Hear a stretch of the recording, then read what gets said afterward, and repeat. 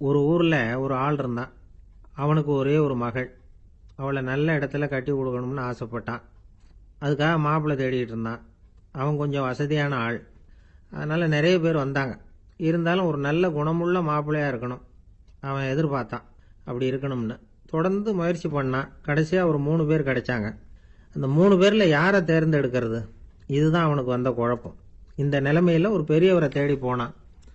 அவர்கிட்ட தன்னுடைய பிரச்சனையை சொன்னான். அவர் கொஞ்சம் யோசனை பண்ணார். அதுக்கப்புறம் 3 பேரையும் கூப்பிட்டார். இதோ பாருங்கப்பா, உங்க 3 பேருக்கும் 3 மாச கால அவகாசம் தர்றேன். நீங்க இப்ப போகலாம். 3 மாசம் கழிச்சு திரும்பி வரலாம். அப்படி வரும்பொழுது இந்த 3 மாச காலத்துல நீங்க செஞ்ச நல்ல காரியம் ஏதாவது ஒன்று சொல்லணும். அதை வச்சு உங்களில் ஒருத்தரை நாங்க தேர்ந்தெடுத்துக்கிறோம் அப்படின்னு சொன்னாராம். 3 பேரும் சரின்னு சொல்லிவிட்டு திரும்பி போயிட்டாங்க. 3 மாசம் ஆச்சு. அதுக்கப்புறம் ஒரு நாள் திரும்பி வந்தாங்க. அவர் அவங்கள கூப்பிட்டு உட்கார வச்சார். அப்புறம் கேட்டார், இப்போ சொல்லுங்க, இந்த 3 மாச காலத்துல நீங்க செஞ்சிருக்கிற ஏதாவது ஒரு நல்ல காரியத்தை சொல்லுங்க அப்படின்னார். முதல்ல ஒருத்தன் எழுந்திருச்சு நின்னான். ஐயா, எங்க அப்பா இறந்த பிறகு அவரோட கணக்கு வழக்குகளை எடுத்து பார்த்துக்கிட்டு இருந்தேன். அவர் ஒரு வியாபாரி கிட்ட 10,000 ரூபாய் கடன் வாங்கி இருக்கிறதாக எழுதியிருந்தார். அந்த வியாபாரியும் இப்போ உயிரோட இல்லை. இருந்தாலும் அந்த வியாபாரியோட மகனை தேடி கண்டுபிடிச்சேன். கணக்கு புத்தகத்தை காட்டினேன். எங்க அப்பா உங்க அப்பா கிட்ட 10,000 ரூபாய் கடன் வாங்கி இருக்கிறதாக இதை எழுதியிருக்கிறார். அதனால அதை திருப்பி கொடுக்கறதுக்காக வந்திருக்கிறேன். இந்தாங்க அந்த பணம் அப்படின்னு சொல்லி கொடுத்துட்டு வந்துட்டேன் அப்படின்னு நானும். இதை பெரியவர் கவனமா கேட்டுக்கிட்டார்.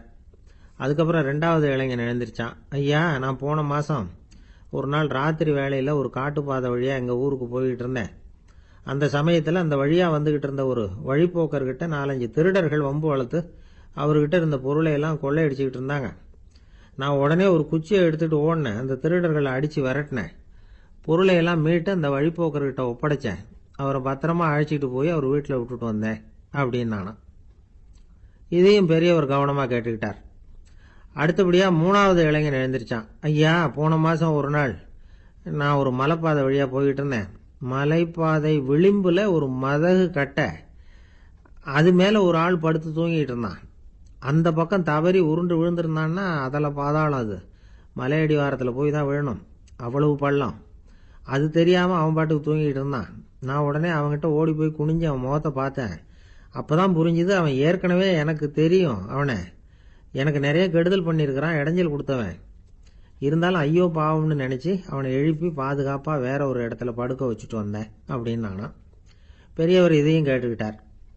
அதுக்கப்புறம் அவங்க 3 பேரையும் பார்த்து, நீங்க போகலாம், நாங்க யோசிச்சு முடிவு பண்ணி உங்களுக்கு சொல்லி அனுப்புறோம் அப்படின்னாராம். அந்த இளைஞர்கள் புறப்பட்டு போயிட்டாங்க. அதுக்கப்புறம் அந்த பெண்ணோட அப்பாவை பார்த்து சொன்னார், இந்த 3 பேருமே நல்ல பிள்ளைங்க தான், அதுல ஒன்றும் சந்தேகம் இல்லை. இருந்தாலும் இந்த 3 பேர் செஞ்ச செயல்களையும் ஒப்பிட்டு பார்க்க வேண்டியிருக்கு. முதல் இளைஞன் நேர்மைக்கு எடுத்துக்காட்டா விளங்குறான். இந்த காலத்துல இது மாதிரி இளைஞர்களை பார்க்கறது ரொம்ப கஷ்டம்தான். இருந்தாலும் அவன் கடமையை தான் செஞ்சான். 2வது இளைஞன் நல்ல வீரன், தைரியசாலி. ஒரு வீரன் எதை செய்யணுமோ அதைத்தான் இவன் செஞ்சான். இவன் ஒரு லட்சிய மனிதன். 3வது இளைஞன் தன்னுடைய பகைவனுக்கே உதவி செஞ்சிருக்கான். அவன் உயிரை காப்பாத்தி இருக்கிறான். பகைவனுக்கு அருள்வதுங்கிறது ஒரு சாதாரண மனுஷனால செய்யக்கூடிய காரியம் இல்லை. பகையை மறக்கிறதும் பகைவனுக்கு அருள்வதும் தெய்வீக பண்புகள். அதனால இவனையே உன்னுடைய மகளுக்கு ஏற்ற மாப்பிள்ளையா தேர்ந்தெடுக்கலாம் அப்படின்னு சொன்னாங்களாம். ஒரு நல்ல நாள்ல அவங்களுக்கு திருமணம் நல்ல விதமா நடந்து முடிஞ்சுதான். இது சுவாமி சின்மயானந்தர் சொல்லி இருக்கிற ஒரு கதை. இதுல இருந்து நாம புரிந்து கொள்ள வேண்டிய ஒரு கருத்து, நமக்கு கெடுதல் பண்ணவங்களுக்கும் நாம நல்லது செய்யணும். ஆனா நடைமுறையில் அப்படி நம்மால செய்ய முடியறதில்ல. அதுதான் சிக்கல். நம்மால் ஒருத்தங்கிட்ட கேட்டேன், ஏண்டா உன்னுடைய பகைவன் ஒருத்தன் அது மாதிரி ஒரு மலைப்பாதை மதகு கட்டையில படுத்திருந்தா உடனே நீ என்ன நினைப்ப அப்படின்னு கேட்டோம். இது ஒரு அருமையான சந்தர்ப்பம்னு நினைப்பேன் அப்படின்னா. எதுக்குன்னு கேட்டோம். அவனை அந்த பக்கமா உருட்டி கீழே தள்ளுறதுக்கு அப்படின்னா. ஒரு காடு, நல்ல மரம்லாம் செழிச்சு இருந்தது. அப்படிப்பட்ட காட்டுல ஒரு சாது இருந்தார். அவர் எப்படின்னா, எப்பவும் ஒரு மரத்தடியில் உட்காந்துருப்பார். ஏன்னா அவருடைய இருப்பிடமே அதுதான். அவர் என்ன பண்ணுவார், 3 கல் வச்சிருந்தார். செங்கல் மாதிரி இருக்கும், ஆனா அதை விட கொஞ்சம் பெருசா இருக்கும். எதுக்கு அந்த 3 கல்லுன்னா, அதுதான் அவருடைய படுக்கை. அதாவது தூங்குறப்ப ஒரு கல்லை தலைக்கு கீழே வச்சுக்குவார், இன்னொரு கல்லை இடுப்புக்கு கீழே வச்சுக்குவார், இன்னொரு கல்லை காலுக்கு கீழே வச்சுக்குவார். உடம்ப வந்து அப்படியே ஒரு தகட்டால் மூடிக்குவார். அப்படியே தூங்கி போடுவார். மழை பெய்யுதுன்னு வச்சுங்க, அவர் உடம்பு வந்து 3 கல் மேலே இருக்குதா, அதனால் தண்ணி வந்து அடியில் ஓடி போடும், உடம்பு நனையாது. மேலே தகடு இருக்கிறதுனால மழையும் உடம்புல படாது. அவர் தூக்கமும் கெடாது, நிம்மதியாக தூங்குவார். பகலில் அந்த 3 கல்லையும் ஒரு சேர ஒரு அடுப்பு மாதிரி வச்சு அது மேலே உட்காந்துக்குவார். அதனால் பாம்பு பூச்சி எதுவும் அவரை வந்து தொந்தரவு பண்ணுறதில்ல.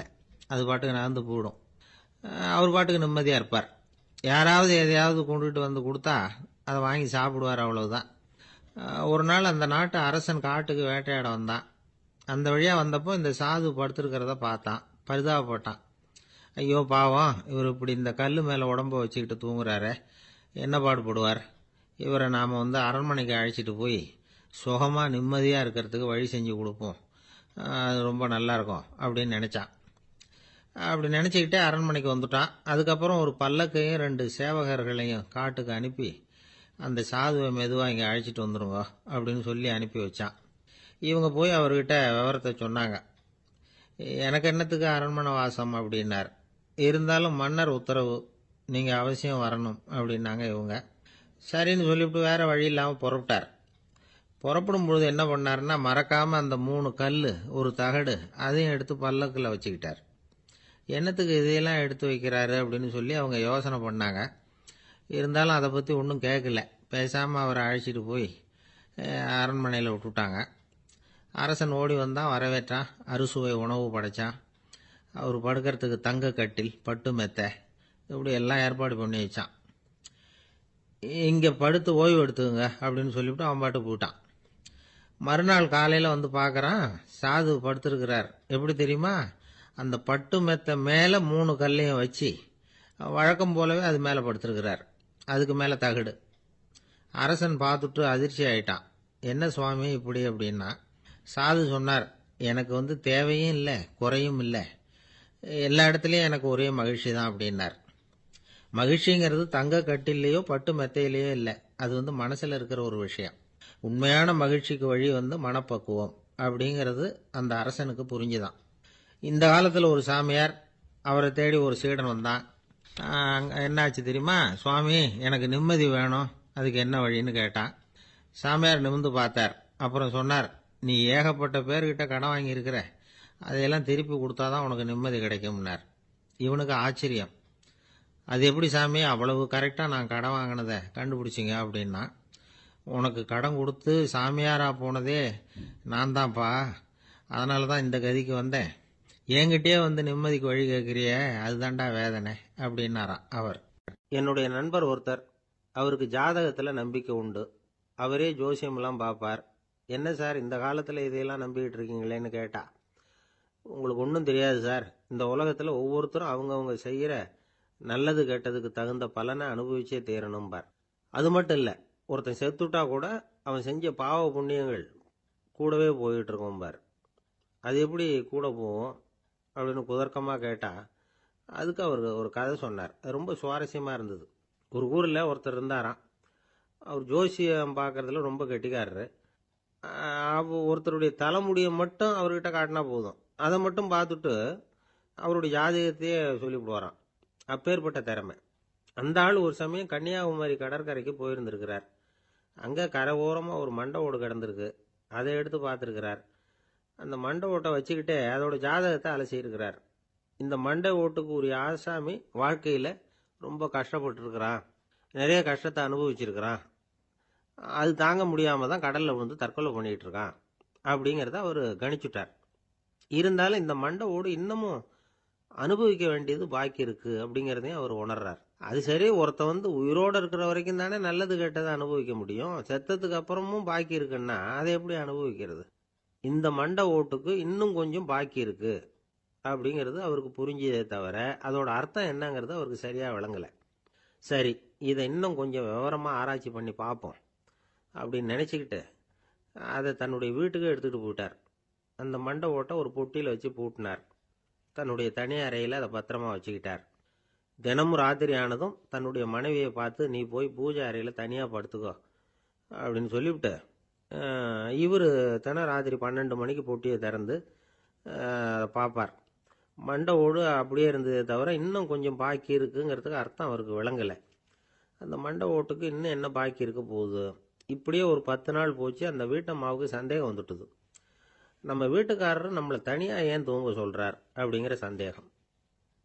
உடனே பக்கத்து வீட்டு அம்மா கிட்ட விஷயத்த சொல்லியிருக்கிறாங்க. அந்த அம்மா உடனே நீ கவலைப்படாத, நான் கண்டுபிடிச்சி சொல்கிறேன்னு சொல்லிவிட்டாங்களாம். அன்னைக்கு ராத்திரியே ஜன்னல் வழியாக எட்டி பார்த்துருக்குறாங்க. இந்த ஆள் மண்டை ஓட்டை கையில் வச்சுக்கிட்டு அதை திருப்பி திருப்பி அப்படியும் இப்படியும் பார்த்துக்கிட்டு இருந்தது தெரிஞ்சுட்டுது. மறுநாள் காலையில் அவரோட மனைவியை பார்த்தாங்க. ஏம்மா, உன் வீட்டுக்காரருக்கு நீ முதல் மனைவியா 2வது மனைவியா அப்படின்னு கேட்டாங்க. எனக்கு தெரிஞ்ச வரைக்கும் நான் ஒருத்தி தான் அவருடைய மனைவின்னாங்க. அப்படி இல்லை, நீ அவருக்கு 2வது மனைவி. முதல் மனைவியின் மண்டை ஓடு தான் அவர் கையில் இருக்குப்போ, அதை தான் அவர் தினமும் ராத்திரியில் எடுத்து பார்த்துக்கிட்டு இருக்கிறாரு அப்படின்னு விட்டாங்க அந்த அடுத்த வீட்டம்மா. அப்படியா விஷயம்னு சொல்லிவிட்டு கணவன் வீட்டில் இல்லாத நேரமாக பார்த்து அந்த மண்டை ஓட்டை எடுத்து கொண்டாந்து ஒரு உரலில் போட்டு உலக்கையால் குத்தி நொறுக்க ஆரம்பிச்சுட்டுது அந்த அம்மா. வெளியே போயிருந்த அந்த ஆள் அப்போ தான் உள்ளே நுழைஞ்சார். மண்டை ஓடு உலக்கை கிட்ட குத்து வாங்கிட்டு இருக்கு. அது அனுபவிக்க வேண்டியது இன்னும் கொஞ்சம் பாக்கி இருக்கு அப்படிங்கிறதுக்கான அர்த்தம் எனக்கு இப்போதான் புரிஞ்சுதுன்னாராம் அவர். இந்த கதையிலிருந்து நாம் இன்னொரு நீதியையும் புரிஞ்சுக்கணும். அதாவது நம்ம வீட்டை பற்றி நமக்கு தெரியாததெல்லாம் அடுத்த வீட்டுக்காரங்களுக்கு நல்லா தெரியும். ஒரு அம்மா, அவங்களுக்கு 35 வயசு இருக்கும். குடும்பத்தில் எந்த கஷ்டமும் இல்லை. இருந்தாலும் காரணம் இல்லாமல் பிள்ளைங்க பேரில் கோவப்படுறது, எரிஞ்சு விழுறது அவங்க வழக்கம். பிள்ளைங்க அழும்.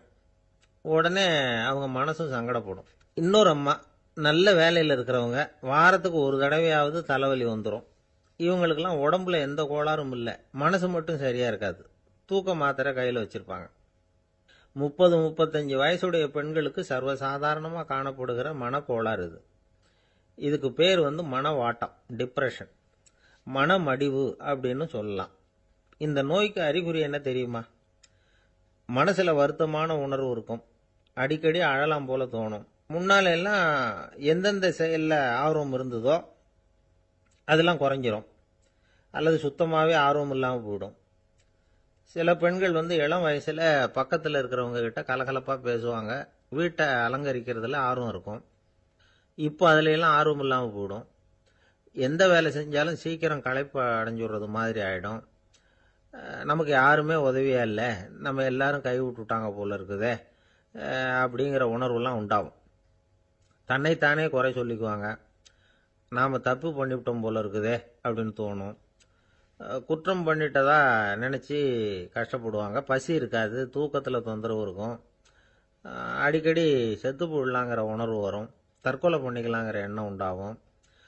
சில பேர் தற்கொலை முயற்சியில் கூட ஈடுபடுவாங்க.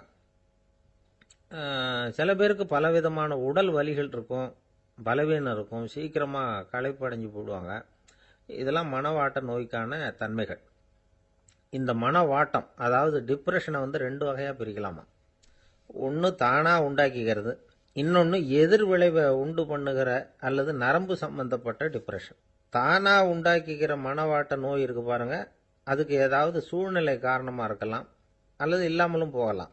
மூளையில் டொப்பாமைன் அல்லது செரட்டோனின் இதோட அளவு குறையும் பொழுது இந்த டிப்ரெஷன் உண்டாகுது.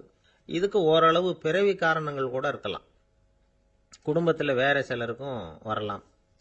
பாதிக்கப்பட்ட பெண்ணை பார்க்கறதுக்கு பலவீனமாக தெரியும், கடுமையான குற்ற உணர்வு இருக்கும், தனியாக இருக்கிறதுக்கு ஆசைப்படுவாங்க, நடு ராத்திரியில் எழுந்திரிச்சு உட்காந்து கஷ்டப்பட்டுக்கிட்டு இருப்பாங்க, கொடூரமான முறையில் தற்கொலை பண்ணிக்க முயற்சி பண்ணுவாங்க, தீ வச்சுக்கிறது, அமிலத்தை குடிக்கிறது, தூக்கில் தொங்குறது. இப்படி தானாக வரவழைச்சிக்கிற மனவாட்ட நோய் மறையக்கூடிய நோய். ஒரு தடவை வந்தால் 3லேருந்து 6 மாதம் வரைக்கும் நீடிக்கும். இடைப்பட்ட காலங்களில் நோயாளி இயல்பாக இருப்பார். எதிர் விளைவை உண்டு பண்ணுகிற அல்லது நரம்பு சம்பந்தப்பட்ட மனவாட்ட நோய் எப்படின்னா, கணவன் மனைவி, மாமியார் மருமகள், இப்படிப்பட்ட உறவு முறை பிரச்சனைகள், தோல்விகள், எரிச்சல்கள், ஆபீஸ் பிரச்சனை, இப்படிப்பட்ட சூழ்நிலையால் உண்டாகிறது.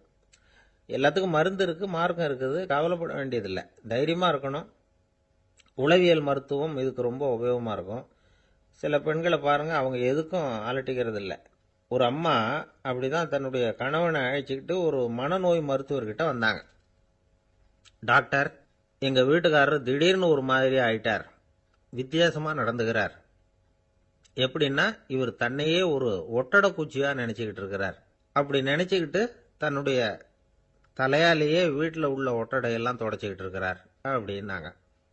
எவ்வளவு நாளா அப்படி இருக்குதுன்னு கேட்டார் டாக்டர். ஒரு வாரம் அப்படி இருக்குது அப்படின்னாங்க அந்த அம்மா. அப்படின்னா முன்னாடியே ஏன் அழைச்சிட்டு வரல அப்படின்னு கேட்டார் டாக்டர். வீடு பூரா சுத்தமாகட்டுமேனு பார்த்துக்கிட்டு இருந்தேன் டாக்டர் அப்படின்னாங்களாம் அந்த அம்மா. நம்பிக்கை இல்லைன்னா இந்த உலகத்தில் நாம் நடமாடவே முடியாது. அவநம்பிக்கையோடு இருந்துக்கிட்டு இருந்தா என்னைக்கும் அவஸ்தை தான். நாம் நம்புறது நடக்குதோ இல்லையோ அது வேற விஷயம். ஆனால் எதையும் நம்பி தான் நாம் அடி வைக்க வேண்டியிருக்கு. வேற ஒன்றும் வேணாம், ஒரு லாட்ரி சீட்டு வாங்குறோம், அது எங்கே நமக்கு விழப்போகுது அப்படிங்கிற அவநம்பிக்கையோடவா வாங்குறோம்? பரிசு நமக்கு தான் அப்படிங்கிற நம்பிக்கை உள்ளூர இருக்கிறதுனால தான் அதை வாங்குறோம். இருந்தாலும் முடிவு வேற மாதிரி ஆயிடுது. அதுக்காக மனசு சோர்ந்து போறதில்ல, அடுத்த மாசமும் சீட்டு வாங்குறோம். இந்த நம்பிக்கை தான் மனித வாழ்க்கைக்கு ஆதாரம். ஒரு கடையில் போய் டீ சாப்பிட்றீங்க, அந்த டீ நல்ல டீ தானா, அதில் விஷம் கலந்துருக்குமா அப்படிங்கிற சந்தேகம் வந்துட்டுதுன்னு வச்சுங்க. அதுக்கப்புறம் அதை எப்படி நீங்கள் சாப்பிட முடியும்? நம்பி தான் சாப்பிட்ணும். ரயில் ஒழுங்காக போய் சேருங்கிற நம்பிக்கை இருக்கிறதுனால தான் அதில் ஏறி உட்காடுறோம். லெட்டர் ஒழுங்காக போய் சேருங்கிற நம்பிக்கை இருக்கிறதுனால தான் பெட்டியில் போடுறோம். சரி, நம்ம கதையெல்லாம் நம்மளோட இருக்கட்டும். மனித நம்பிக்கை எந்த அளவுக்கு உறுதியாகவும் அறிவுபூர்வமாகவும் இருக்கணுங்கிறதுக்கு அலெக்சாண்டர் வாழ்க்கையில் நடந்த ஒரு சம்பவத்தை உதாரணமாக சொல்லலாம். இந்த உலகத்தையே ஜெயிக்கணும்னு புறப்பட்டார் அலெக்சாண்டர். ஒரு கட்டத்தில் அவர் சிட்னஸ் நதி கரைக்கு சேர்ந்தார். அந்த சமயத்தில் அவருக்கு கடுமையான நோய் வந்துட்டுது. அவர் கூடவே வந்திருந்த கிரேக்க வைத்தியர்கள் என்னென்னமோ முயற்சியெல்லாம் பண்ணி பார்த்தாங்க. இருந்தாலும் அலெக்சாண்டருக்கு வந்திருக்கிறது என்ன நோய்ங்கிறத அவங்களால கண்டுபிடிக்க முடியல. ஏன்னா அந்த பகுதியில் உள்ளவங்களுக்கு மட்டுமே அதிகமாக வரக்கூடிய ஒரு வினோதமான நோயாக இருந்தது அது. ஆனால் அவர் இருக்கிற இடம் எதிரியோட இடம், பாரசீக மன்னனோட ஆளுகைக்கு உட்பட்ட இடம். என்ன பண்ணுறது அப்படின்னு எல்லாரும் யோசனை பண்ணாங்க. பாரசீக மன்னனோட அரண்மனையில் இருக்கிற வைத்தியர் வந்தால் இந்த நோயை குணப்படுத்தி விடுவார் அப்படின்னு சொன்னாங்க. இருந்தாலும் எதிரியோட நாட்டில் இருக்கிற வைத்தியரை கூப்பிட்டு எப்படி நம்பி வைத்தியம் பார்க்க சொல்கிறது அப்படின்னு சொல்லி எல்லாரும் தயங்கினாங்க. ஆனால் அலெக்சாண்டர் தயங்கலை. பரவாயில்ல, அழைச்சிட்டு வாங்கன்னு விட்டார். உடனே அவரை போய் அழைச்சிட்டு வந்துட்டாங்க. அவர் வந்தார். அலெக்சாண்டர் உடம்பை பரிசோதனை பண்ணி பார்த்தார். சரி, இதை குணப்படுத்தி விடலாம், பயப்பட வேண்டியதில்லை. ஆனால் இதுக்கு ஒரு மூலிகை ரசம் தயார் பண்ணி கொடுக்கணும். நான் போய் அதை தயார் பண்ணிட்டு 2 நாளில் திரும்பி வந்துடுறேன் அப்படின்னு சொல்லிவிட்டு போனார் அந்த வைத்தியர். அதே மாதிரி 2 நாளில் திரும்பி வந்தார் மூலிகை ரசத்தோட. இதுக்கு இடையில அலெக்சாண்டரோட தளபதிகளில் ஒருத்தர் ரகசியமாக ஒரு எச்சரிக்கை கடிதம் கொடுத்து அனுப்பியிருக்கிறான். அதை வாங்கி என்ன விஷயம்னு பார்த்தார். இப்போ உங்ககிட்ட வந்திருக்கிற எதிரி நாட்டு வைத்தியரை நம்பாதீங்க, அவன் கொண்டுகிட்டு வந்திருக்கிற மூலிகை ரசத்தில் விஷம் கலந்துருக்குது அப்படின்னு அதில் எழுதியிருக்கு. அதை பார்த்தார் அலெக்சாண்டர். இருந்தாலும் கொஞ்சம் கூட அலட்டிக்கல. வைத்தியர் கொடுத்த மருந்தை வாங்கி கடகடன்னு குடிச்சுட்டு அதுக்கப்புறம் அந்த கடிதத்தில் இருந்த விஷயத்தை அந்த வைத்தியர்கிட்ட சொன்னார். வைத்தியர் தகைச்சு போயிட்டார். தன் மேலே அலெக்சாண்டர் வச்சிருக்கிற நம்பிக்கையை பார்த்து அவருக்கு ரொம்ப வியப்பு. வைத்தியர் உண்மையிலேயே நல்ல மருந்து தான் கொண்டுட்டு கொடுத்துருக்கிறார், அதில் விஷம்லாம் எதுவும் கலக்கலை. அதுக்கப்புறம் அலெக்சாண்டர் அந்த வைத்தியரை பார்த்து சொன்னாராம், நம்பிக்கைங்கிற அச்சாணியை ஆதாரமாக வச்சுக்கிட்டு தான் இந்த உலகம் சுற்றிக்கிட்டு இருக்குது. எனக்கு எதிரியாக இருந்தாலும் பாரசீக மன்னர் ரொம்ப பெரியவர். அப்பேற்பட்ட மன்னருடைய அரண்மனை வைத்தியர் தொழில் நேர்மை இல்லாதவராக இருக்க மாட்டார். அப்படி இருந்தால் அவரை அரண்மனை வைத்தியராக வச்சிருக்கவே மாட்டாங்க அப்படின்னு நம்பினேன். என்னுடைய நம்பிக்கை வீண் போகலை அப்படின்னாராம். இதுதான் மானுட நம்பிக்கைங்கிறது. இந்த காலத்துலேயும் இது மாதிரி இந்த மானுட நம்பிக்கையை ரொம்பவும் சாமர்த்தியமாக கையாளுகிற கெட்டிக்காரங்க சில பேர் இருக்கிறாங்க. ஒரு இந்த காலத்து குரு, அவருக்கு ஒரு சிஷ்யன். குரு முன்னாடி அந்த சிஷ்யன் ரொம்ப பணிவாக நின்று, குருவே, உங்கள் கையால் விஷத்தை கொடுத்தாலும் அதை வாங்கி மடமடன்னு குடிச்சிருவேன் அப்படின்னா. உன்னுடைய குரு பக்தியை மெச்சினேன் அப்படின்னார் குரு. அதுக்கு அந்த சிஷ்யன், அப்படி இல்லை குருவே, உங்ககிட்ட சிஷ்யனாக இருக்கிறத விட உங்கள் கையால் விஷத்தை வாங்கி குடிச்சு விடுறது ரொம்ப நல்லது, அதனால தான் அப்படி சொன்னேன் அப்படின்னா. ஒரு காடு, அங்கே புத்தர் அவர் பாட்டுக்கு நடந்து போய்கிட்டே இருக்கிறார். அவருக்கு பின்னாடி ஒரு குரங்கு, அதுவும் தொடர்ந்து வந்துக்கிட்டே இருக்குது. புத்தர் திரும்பி பார்த்தார். குரங்கு அப்படியே குதித்து உயர எழும்பி ஒரு கிளையில் போய் உக்காந்துது. ஏன் இப்படி பண்ணுறேன்னு கேட்டார் புத்தர். என்னை சாதாரணமாக நினைக்க வேணாம், நான் மகாமந்தி, என்னால் எல்லாம் முடியும், முடியாதுங்கிற வார்த்தையே என்னுடைய அகராதியில் கிடையாது. என்ன வேணும்னாலும் செய்வேன் அப்படின்னுது. அப்படின்னா ஒரு பந்தயம் வச்சுக்கலாமான்னாரு இவர். வச்சுக்கலாமேன்னுது. வேற ஒன்றும் இல்லை, இப்போ நீ மேலே எழும்பி அந்த கிளையில் உட்காந்தது மாதிரி அங்கேருந்து தாவி என் உள்ளங்கையில் வந்து உட்காரணும், அவ்வளவுதான் அப்படின்னார். அப்படி உட்காந்துட்டா என்ன பரிசு அப்படின்னு கேட்டது அது. சொர்க்கத்தில் இருக்கிற மாமன்னன் மரகத சக்கரவர்த்தியை என்னோட வந்து இருக்கும்படியாக கூப்பிட்டுக்கிறேன். அந்த சமயத்தில் அவருடைய அரியணை வந்து அங்கே காலியாயிடும், நீ அதில் போய் உட்காந்துக்கலாம். பந்தயத்தில் தோத்துட்டா ஒரு கல்ப காலம் இந்த பூமியில் வாழ வேண்டியிருக்கும். அதுக்கு பிறகுதான் என்கிட்ட வர முடியும். என்ன சொல்ற அப்படின்னார். குரங்குக்கு தாவறது ஒரு பெரிய காரியமா?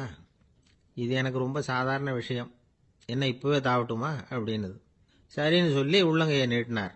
அவருடைய கை தாமரை இலை அளவுக்கு அப்படியே விரிஞ்சுது, குரங்கு சௌரியமா வந்து உட்கார்றதுக்காக. குரங்கு தாவறதுக்கு தயாராச்சு. அதுக்கு முன்னாடி ஒரு சின்ன யோசனை அதுக்கு.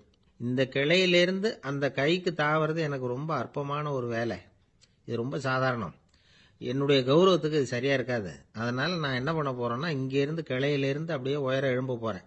எழும்பி மேல் உலகம் போய் அங்க ஒரு சுத்து சுத்திவிட்டு அதுக்கப்புறம் அங்கேருந்து நேரா வந்து இந்த கையில உட்கார போறேன் அப்படின்னு நினைச்சது.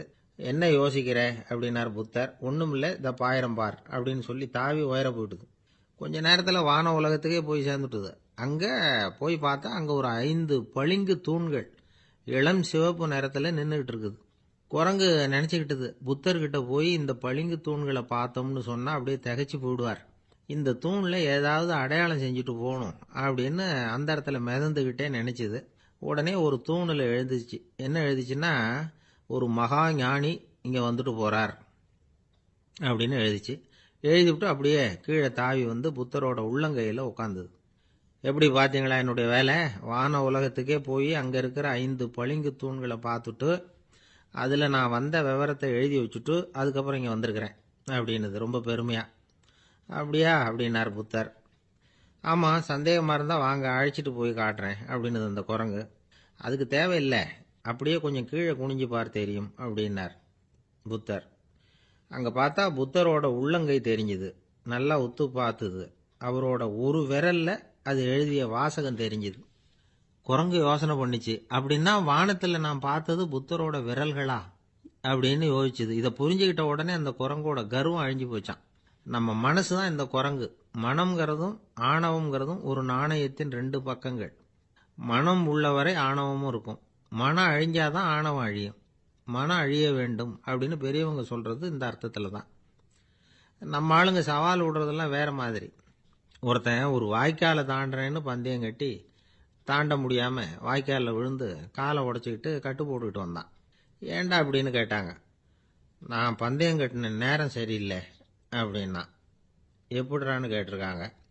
வாய்க்காலில் தண்ணி இருக்கிற நேரமா பார்த்து பந்தயம் கட்டியிருக்கணும் அப்படின்னானா. ரொம்ப நாளைக்கு முன்னாடி ஒரு நாள் கோவலன் நாடகம் நடந்தது. எங்க மதுரையில் நடந்தது. அதுல ஒரு முக்கியமான கட்டம். கண்ணகி கிட்ட சிலம்ப வாங்கிக்கிட்டு அதை விற்கிறதுக்காக மதுரை நகருக்கு புறப்படுறான் கோவலன். அந்த சமயத்துல கண்ணகி பாடுற மாதிரி ஒரு நாடக பாடல் நாடக ஆசிரியர் எழுதினது. அது என்ன பாட்டுன்னா, மா பாவியோர் கூடி வாழும் மதுரைக்கு மன்னா போகாதீர் என்று அப்படின்னு ஆரம்பிக்கும் அந்த பாட்டு. இதுதான் அந்த பாட்டு. இதை கண்ணகி வந்து மேடையில் பாடின உடனே கூட்டத்தில் சலசலப்பு.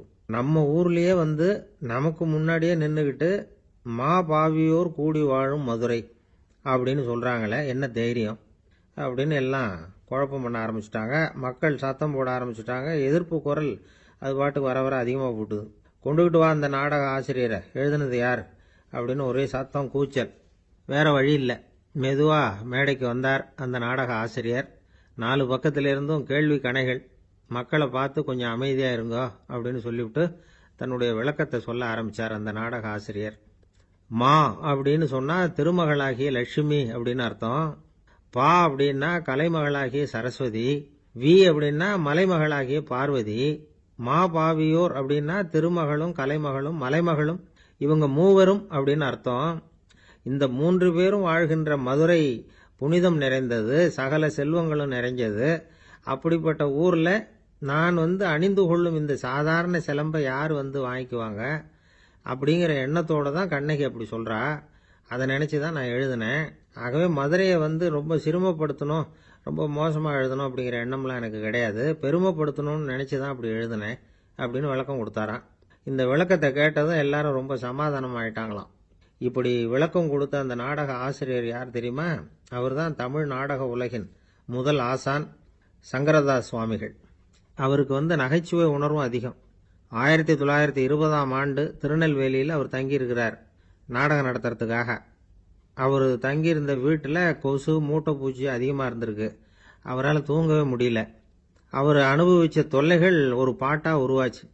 வேடிக்கையாக ஒரு பாட்டு எழுதினாராம். மூட்டையும் கொசுவும் ஒரு வீட்டிலே மீட்டிங் போட்டால் முன்னே நிற்க யாரால் முடியும்? கொசு மோகன ராகம் போல சத்தம் போட்டு முன்னே நின்று செய்திடும் யுத்தம். இதை மறுநாள் நாடகத்தில் கோமாளி வேஷம் போட்ட ஒரு சிறுவனை விட்டு பாட வச்சிருக்காரு. எல்லாரும் சிரிச்சு ரசிச்சாங்களாம். சங்கரதாஸ் சுவாமிகள் கல்யாணமே பண்ணிக்கல, துறவி மாதிரியே வாழ்ந்திருக்கார். தமிழ் நாடக கலைக்கு தன்னையே அர்ப்பணம் பண்ணிட்டவர் அவர். 1922 நவம்பர் மாசத்துல ஒரு நாள் புதுச்சேரியில் அவர் வாழ்க்கை முடிஞ்சுது. அப்போ அவருக்கு வயசு 55. சங்கரதாஸ் சுவாமிகள் நாடக ஆசிரியர் மட்டும் இல்லை, மேடை நாடக இயக்குனர், தயாரிப்பாளர், அவரே ஒரு சிறந்த நடிகர். ஒரு தடவை சாவித்திரி நாடகத்தில் இவர் யமதர்மனா வேஷம் போட்டு நடிச்சிருக்கிறார். நாடகம் பார்த்துக்கிட்டு இருந்த கருவுற்ற ஒரு பெண்மணிக்கு பயத்தினால அங்கேயே குழந்தை பிறந்துட்டு தான். அந்த நிகழ்ச்சிக்கு அப்புறம் இவர் இந்த வேஷம் போடுறப்போலாம் ஜனங்களுக்கு முன்கூட்டியே எச்சரிக்கை கொடுக்க ஆரம்பிச்சிருவாராம். அதாவது அப்படி யாராவது பயப்படுறவங்க இருந்தால் கொஞ்சம் கண்ணை மூடிங்க அல்லது எழுந்திரிச்சு போடுங்கன்னு. நடிப்புன்னா அப்படிலாம் இருக்கணும். இந்த காலத்தில் நடிகர் ஒருத்தர் சொன்னார், சார் நான் இந்த நாடகத்தில் நடிக்கிறப்போ முகத்தில் நவரசங்களையும் காட்டி நடித்தேன், உணர்ச்சிகளை எல்லாம் நல்லா காட்டி நடித்தேன். அப்படி இருந்தும் ஜனங்கள் கல்லை எடுத்து மேடையில் வீசிவிட்டாங்க சார் அப்படின்னார். நாடகத்தில் உங்களுக்கு என்ன வேஷம் அப்படின்னு கேட்டாங்க. அது செத்து கிடக்கிற பணமாக நடித்தேன் சார் அப்படின்னார். ஒரு ஊரில் ஒரு ஞானி இருக்கிறார். ரொம்ப பெரிய ஞானி, ரொம்ப வயசாயிட்டுது. கடைசி காலத்தில் அவர்கிட்ட சில பேர் வந்தாங்க. உங்கள் குரு யார் அப்படின்னு கேட்டாங்க. அவர் நிமிர்ந்து பார்த்தார். எனக்கு ஆயிரக்கணக்கான குருமார்கள் உண்டு, அவங்க பேரெல்லாம் சொல்லணும்னா இந்த காலம் பத்தாது. ஆனால் முக்கியமான ஒரு 3 பேரை பற்றி மட்டும் உங்களுக்கு சொல்கிறேன் அப்படின்னாராம். அப்புறம் சொன்னார், அந்த 3 பேரில் ஒருத்தன் ஒரு திருடன். ஒரு சமயம் ஒரு பாலைவனம் வழியாக நான் போய்கிட்டு இருந்தேன். அப்போது வழி தவறி போய் ஒரு கிராமத்துக்கு போயிட்டேன். அது இருட்டு நேரம், நடுராத்திரி, ஊரே உறங்கி போச்சு. அந்த நேரத்தில் ஒரு ஆள் மட்டும் ஒரு வீட்டு சுவத்தில் ஏதோ பண்ணி உள்ளே நுழையிறதுக்கு முயற்சி பண்ணிகிட்டு இருக்கிறான். அவங்கிட்ட போய் நான் இன்னைக்கு இங்கே எங்கே தங்க முடியும் அப்படின்னு கேட்டேன். அதுக்கு அவன், இந்த ராத்திரி வேளையில் அது ரொம்ப சிரமம், ஒரு திருடனோட உங்களால் தங்க முடியும்னா நீங்கள் என்னோட தங்கலாம் அப்படின்னா. நான் அவங்க கூட 1 மாதம் தங்கியிருந்தேன். ஒவ்வொரு நாள் ராத்திரியும் இப்போ நான் என்னுடைய வேலைக்கு போகிறேன், நீங்கள் ஓய்வு எடுத்துக்கோங்க அப்படின்னு சொல்லிவிட்டு போவான். அவன் திரும்பி வந்த உடனே உனக்கு ஏதாவது கிடைச்சிதான்னு நான் கேட்பேன். அதுக்கு அவன், இன்னைக்கு ராத்திரி ஒன்றும் இல்லை, நாளைக்கு மறுபடியும் முயற்சி பண்ணுவேன் அப்படின்பா. எப்பவும் அவன் நம்பிக்கை இழந்ததே கிடையாது, எப்பவும் சந்தோஷமாகவே இருப்பான். நானும் ரொம்ப காலமாக தியானம் பண்ணிக்கிட்டே இருந்தேன், ஒன்றுமே நடக்கலை. ஆனால் நான் என்ன பண்ணேன் தெரியுமா? மனசு வருத்தப்படும், நம்பிக்கை இழந்துருவேன். அப்போல்லாம் அந்த திருடனுடைய விடாமுயற்சி தான் ஞாபகத்துக்கு வரும். அதனால் அந்த திருடன் எனக்கு ஒரு குரு. என்னுடைய 2வது குரு யாருன்னா அது ஒரு நாய். இது எப்படின்னா, ஒரு சமயம் எனக்கு ரொம்ப தாகமாக இருந்தது. ஒரு நதியை நோக்கி போய்கிட்டு இருந்தேன். அப்போ ஒரு நாயும் வந்தது. அதுக்கும் தாகம். ஓடி ஆற்றை பார்த்தது. அதோட நிழல் ஆற்றுல தெரிஞ்சது. அதை பார்த்ததும் பயந்துட்டுது. அதாவது அது தன்னுடைய சொந்த உருவத்தையே கண்டு பயந்தது. அதை பார்த்து குறைக்குது, திரும்பி ஓடிச்சு. ஆனால் அதுக்கு தாகம் அதிகமாக இருந்ததுனால அது மறுபடியும் திரும்பி வந்தது. பார்த்தா மறுபடியும் தண்ணியில் நாயோட உருவம் தெரியுது. இப்படி சில தடவை பண்ணிச்சு. இருந்தாலும் கடைசியில் தண்ணியில் குதிச்சுட்டுது துணிஞ்சி. இப்படி குதித்த உடனே அதோட உருவமும் மறைஞ்சுட்டுது. இதை பார்த்தேன். நான் என்ன புரிஞ்சுக்கிட்டேன்னா, எவ்வளவுதான் பயம் இருந்தால் கூட ஒருத்தன் தைரியமாக காரியத்தில் இறங்கணும் அப்படிங்கிறத புரிஞ்சுக்கிட்டேன். இந்த போதனை அந்த நாய்கிட்ட இருந்து எனக்கு கிடைச்சிது. இது ஒன்று. அடுத்தது என்னுடைய 3வது குரு யாருன்னா அது ஒரு சின்ன குழந்தை. நான் ஒரு சமயம் ஒரு நகரத்துக்கு போனேன். அங்கே ஒரு குழந்தை எரிகிற மெழுகுவத்தி ஒன்று எடுத்துக்கிட்டு வந்தது. நான் அந்த குழந்தைய பார்த்து வேடிக்கையாக கேட்டேன், ஏன் பாப்பா இந்த மெழுகுவத்தியை நீயாவே கொளுத்துனியா அப்படின்னு கேட்டேன். ஆமான்னுது அந்த குழந்தை. சரி, இந்த மெழுகுவத்தி முன்னாடி எரியாமல் இருந்தது, இப்போ எரியுது. இந்த மெழுகுவத்திக்கு வெளிச்சம் எங்கேருந்து வந்தது, அதை எனக்கு காட்ட முடியுமா அப்படின்னு கேட்டேன் அந்த குழந்தைகிட்ட. இதுக்கு அந்த குழந்தை சிரிச்சுக்கிட்டு அந்த மெழுகுவத்தியை ஊதி அணைச்சுட்டுது. அதுக்கப்புறம் என்னை பார்த்து கேட்டது, இப்ப இந்த மெழுகுவத்தியின் வெளிச்சம் போனதை பார்த்தீங்க இல்லையா, அது எங்க போச்சுன்னு எனக்கு சொல்லுங்க அப்படின்னுது. அந்த குழந்தை இப்படி கேட்டதும் என்கிட்ட இருந்த ஆணவம் அழிஞ்சுட்டுது. நான் படிச்சதெல்லாம் அந்த வினாடியில சுக்கு நூறா போயிட்டுது. என்னுடைய முட்டாள்தனத்தை நான் உணர்ந்தேன் அப்படின்னு இவ்வளவும் அந்த ஞானி விவரமா சொன்னாராம். அதனால நாம இன்னார்கிட்ட இருந்து தான் இதை கத்துக்கணுங்கிறது இல்லை, யாருகிட்ட இருந்தும் எதையும் கத்துக்கலாம். நம்மால் ஒருத்தன் ஒரு நாய் வளர்த்துக்கிட்டு இருந்தான். அந்த நாய்க்கு வால் கிடையாது. யாரோ ஏற்கனவே வெட்டி எடுத்துட்டாங்க. இந்த நாய் தான் சார் எனக்கு குரு, அதுகிட்டே இருந்து கூட நான் பாடம் கற்றுக்கிட்டு இருக்கிறேன் அப்படின்னா. அப்படி என்ன கற்றுக்கிட்டேன் இந்த வால் இல்லாத நாய்கிட்டே இருந்து அப்படின்னு கேட்டோம். நாம் யாருக்கிட்டையும் வாலாட்டக்கூடாது அப்படிங்கிற பாடத்தை அதுகிட்டே இருந்து தான் நான் கற்றுக்கிட்டேன் அப்படின்னா. ஒரு குரு, இளம் சீடர்கள் எதிரில் உட்காந்துருக்கிறாங்க. குரு பாடம் நடத்திக்கிட்டு இருக்கிறார். சீடர்களுக்கு ஒரு ஆசை, அதாவது ஒரு முக்கியமான மந்திரத்தை நம்ம குருநாதர்கிட்ட இருந்து கற்றுக்கணும் அப்படிங்கிறது அவங்க ஆசை. அது என்ன மந்திரம்னா, இறந்தவரை உயிர்ப்பிக்கக்கூடிய புனித மந்திரம், அதாவது செத்தவங்களுக்கு மீண்டும் உயிர் உண்டாக்குகிற மந்திரம். குருவே, தயவு பண்ணி அந்த மந்திரத்தை எங்களுக்கு உபதேசிக்கணும் அப்படின்னு கேட்டாங்க. அது ரொம்ப ஆபத்தானது, அது என்னத்துக்கு உங்களுக்கு வேண்டாமேன்னாராம் குரு. எங்களுடைய நம்பிக்கை உறுதிப்படுறதுக்காகத்தான் கேட்குறோம், வேற ஒன்றும் இல்லை அப்படின்னாங்களாம் சீடர்கள். பக்குவப்படாத அறிவுங்கிறது ரொம்ப ஆபத்தானது அப்படின்னாராம் குரு. இது சீடர்களுக்கு புரியல. அது எப்படிங்க பக்குவப்படாத அறிவு ஆபத்தானதுன்னு சொல்றீங்க, அப்படின்னா என்ன அப்படின்னு கேட்டிருக்காங்க சீடர்கள். குரு அதுக்கு விளக்கம் கொடுத்தாராம். அந்த மந்திரத்தை எப்போ பயன்படுத்தணுங்கிறது முக்கியம். அதை அறியக்கூடிய ஞானம் ஏற்படுகிற வரைக்கும் அதை தெரிஞ்சுக்காம இருக்கிறது தான் நல்லது, இல்லைன்னா ஆபத்துன்னாராம். ஆனா அந்த சீடர்கள் அதை கேட்குற மாதிரி இல்லை, ரொம்ப பிடிவாதம் பண்ண ஆரம்பிச்சுட்டாங்க. சரி வாங்க சொல்றேன்னார் குரு. எல்லாரும் வந்தாங்க. அந்த புனித மந்திரத்தை அவங்களுக்கு ரகசியமா உபதேசம் பண்ணார். உபதேசம் பண்ணிவிட்டு அவங்களுக்கு எச்சரிக்கையும் கொடுத்தார். இந்த மந்திரத்தை நல்லா ஆராய்ச்சி பார்த்ததுக்கு அப்புறம் தான் உச்சரிக்கணும், அவசரப்பட்டு எதுவும் செஞ்சிடக்கூடாது அப்படின்னு ஒரு தடவைக்கு பல தடவை எச்சரிக்கை கொடுத்தார். சரின்னு சொல்லிவிட்டு அவங்கெல்லாம் மந்திரத்தை கற்றுக்கிட்டு எழுந்திரிச்சு போயிட்டாங்க. ஒரு நாள் அந்த சீடர்கள் எல்லாம் மணற்பாங்கான இடத்துல அப்படியே நடந்து போயிட்டு இருக்கிறாங்க. ஒரு பாலைவன பகுதி மாதிரி ஒரு இடம். அங்கே ஒரு இடத்துல எலும்புகள் குவியலாக கிடந்தது. உடனே இந்த சீடர்கள் முன்ன பின்ன யோசிக்காம, தியானமும் பண்ணாம, அந்த மந்திரத்தோட பயனை சோதிச்சு பார்க்கணும் அப்படின்னு நினச்சிக்கிட்டு அந்த மந்திரத்தை உச்சரிக்க ஆரம்பிச்சிட்டாங்க. அவ்வளவுதான். உடனே என்னாச்சு தெரியுமா, அந்த எலும்புகள் எல்லாம் ஓநாய்களாக மாறி அவங்கள துரத்த ஆரம்பிச்சுட்டுது. சீடர்கள் எல்லாம் தலைதெறிக்க ஓட ஆரம்பிச்சுட்டாங்க. ஓநாய்களும் விடலை, அவங்கள துரத்தி பிடிச்சி கடிச்சு கொதற ஆரம்பிச்சுட்டுது. அப்போதான் அந்த சீடர்களுக்கு குரு சொன்ன அறிவுரையோட அர்த்தம் புரிஞ்சுது. பக்குவப்படாத அறிவு ஆபத்தானது அப்படிங்கிறது. அதனால இதிலிருந்து நாம தெரிஞ்சுக்க வேண்டியது என்னன்னா, நாம நம்ம அறிவை வளர்த்துக்கிட்டா மட்டும் போதாது, அந்த அறிவை எப்போ எப்படி பயன்படுத்தணும் அப்படிங்கிற பக்குவமும் நமக்கு வரணும். அப்பதான் வாழ்க்கை நல்லபடியா அமையும், இல்லைன்னா இடைஞ்சல் தான். இந்த காலத்துல சில சின்ன பிள்ளைங்களுக்கே அறிவு ரொம்ப பக்குவப்பட்டிருக்குங்கிறத உணர முடியுது. ஒரு சின்ன பையன் பள்ளிக்கூடத்தில் மார்க் லிஸ்ட் கொடுத்தாங்க, வாங்கிக்கிட்டு அவசரமாக வீட்டுக்கு ஓடினான். எதிரில் வந்த ஒருத்தர் கேட்டார், என்ன அவசரம், ஏன் இப்படி வேகமாக ஓடுறேன்னார். எங்கள் அம்மா கிட்ட அடி வாங்கணும், அதுக்காக தான் ஓடுறேன்னா. அடி வாங்கறதுக்காக இவ்வளவு அவசரம்னார் அவர். அப்படி இல்லைங்க, நான் போகிறதுக்குள்ளே எங்கள் அப்பா வீட்டுக்கு வந்துட்டாருன்னா அவர்கிட்ட அடி வாங்க வேண்டியிருக்கும், அதை அவாய்ட் பண்ணுறதுக்காக இப்படி ஓடுறேன் அப்படின்னு நானா அந்த பையன். ஒருத்தர் ரொம்ப கவலையோடு உட்காந்துருந்தார். எதை பற்றி சார் கவலைப்படுறீங்கன்னு கேட்டோம். எதிர்காலத்தை பற்றி கவலைப்படுறேன்னார். ஏன்னு கேட்டோம். என்ன பண்ணுறதுன்னே தெரியல சார், எதிர்காலம் ஒரே இருட்டாக இருக்குது, பாதையே புரியலன்னார். இன்னைக்கு நம்ம இளைஞர்கள் பல பேருக்கு எதிர்காலம் இருட்டாக தான் தெரியுது. அவங்கெல்லாம் இந்த கதையை கொஞ்சம் கேட்கணும். ஒரு மலை அடிவாரத்தில் ஒரு சின்ன கிராமம். அந்த மலை ரொம்ப உயரமானது, அடர்த்தியாக செடி கொடிகள் மரங்கள் அதில் மண்டி கிடக்குது. பகல் வேளையில் இருட்டாக தான் இருக்கும், அவ்வளவு அடர்த்தி. அந்த மலை உச்சியில் ஒரு கோவில்.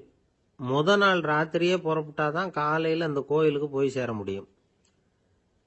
கிராமத்து இளைஞன் ஒருத்தன் அந்த மலை உச்சிக்கு போக வேண்டியிருந்தது. கையில் ஒரு விளக்கை எடுத்துக்கிட்டு முத நாள் ராத்திரியே புறப்பட்டான். புறப்பட்டு போனவன் கிராமத்து எல்லையிலேயே நின்றுட்டான். ஏன் தெரியுமா, அவன் கையில் இருந்த விளக்கோட வெளிச்சம் 10 அடி தூரத்துக்கு தான் தெரியுது. அது வரைக்கும் தான் பாதை தெளிவாக இருக்குது. அதுக்கு அப்பால எல்லாம் ஒரே இருட்டாக இருக்குது, பாதை புரியல. இவன் யோசனை பண்ணி பார்த்தான். மனசுக்குள்ள ஒரு சந்தேகம். 10 அடி தூரம் தானே வெளிச்சம் தெரியுது, அப்படின்னா நாம் 10 அடி தூரம் தானே போக முடியும். அதுக்கும் அந்தாண்ட ஒரே இருட்டாக இருக்குதே, அதில் எப்படி நாம் நடந்து போகிறது?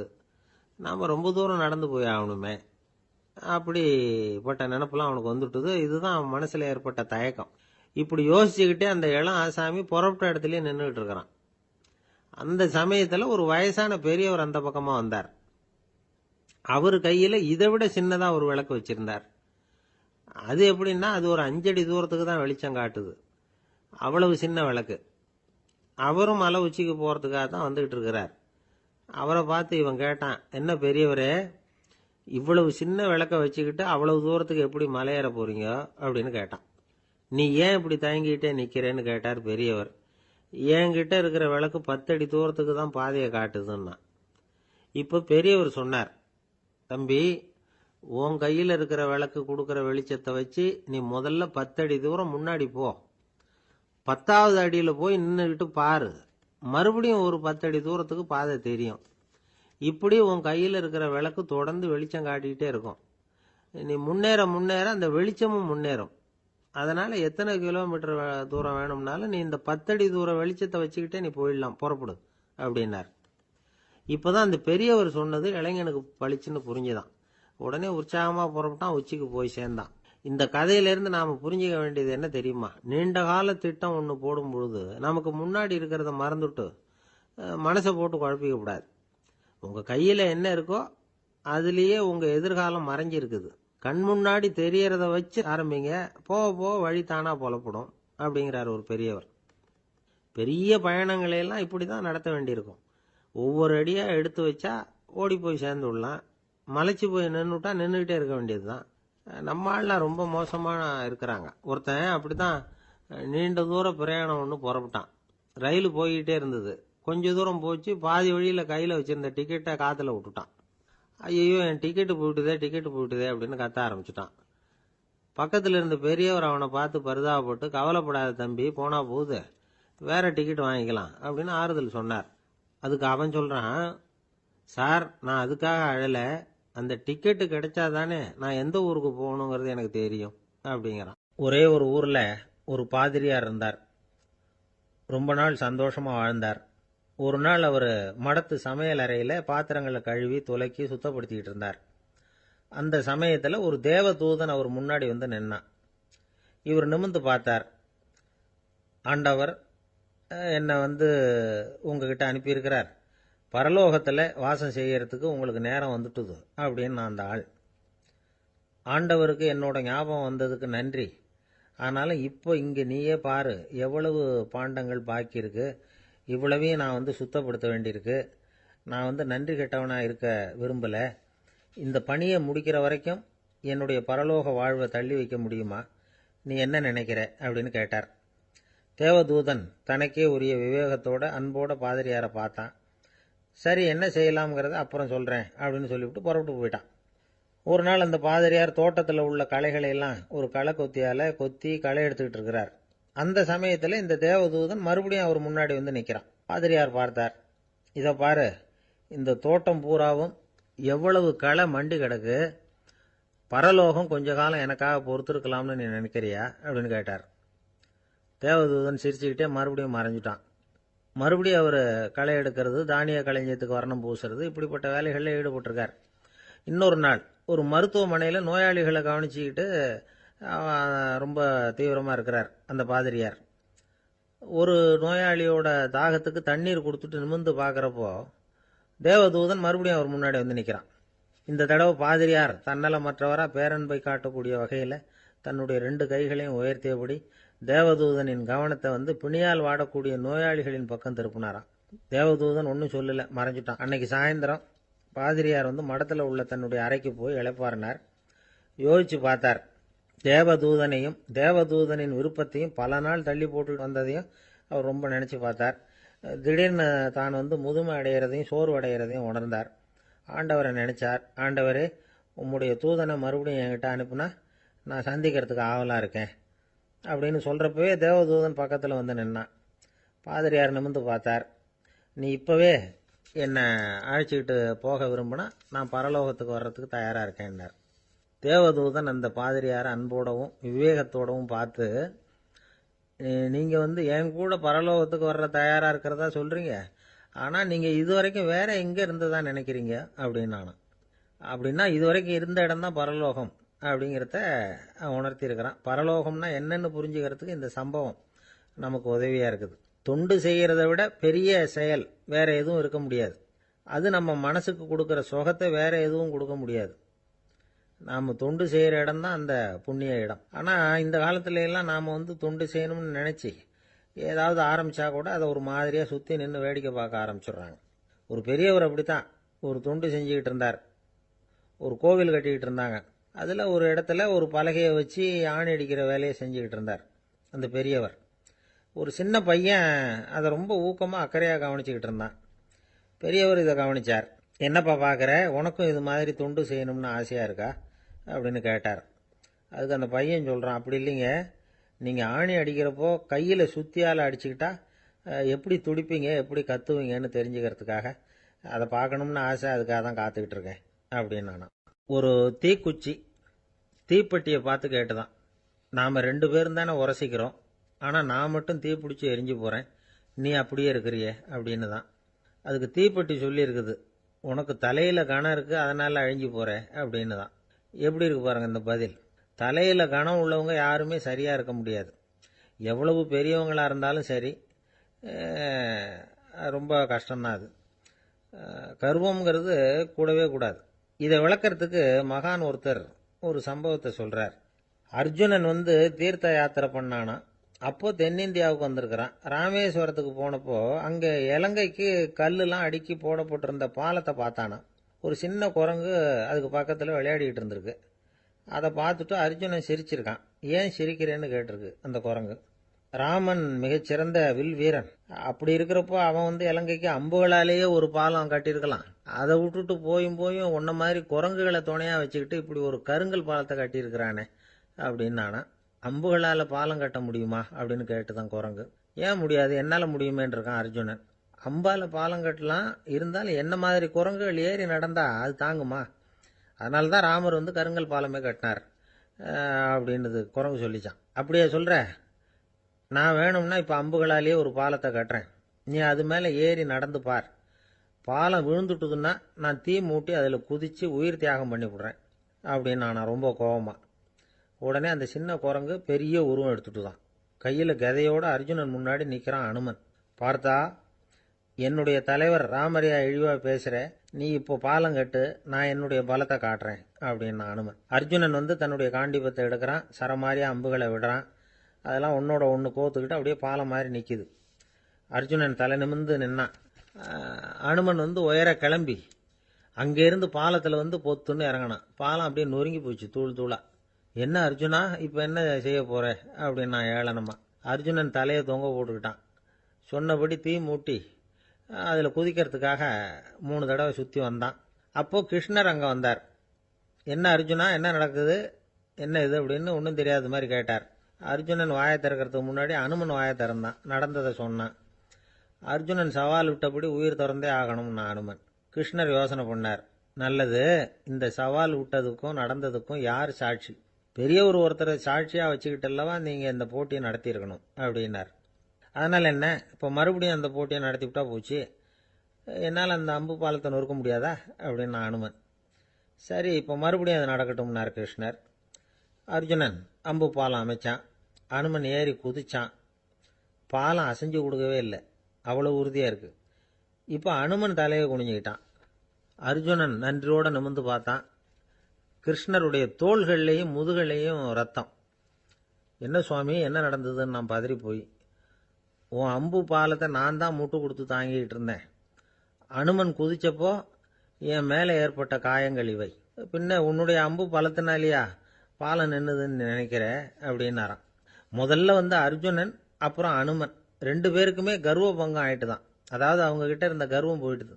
யாரா இருந்தாலும் கர்வம் கூடாதுங்கிறத இதிலிருந்து நாம புரிஞ்சுக்கணும். இந்த காலத்தில் நாமெல்லாம் எந்த விஷயத்துக்கெல்லாம் கர்வப்பட்டுக்கிட்டு இருக்கோம் தெரியுமா?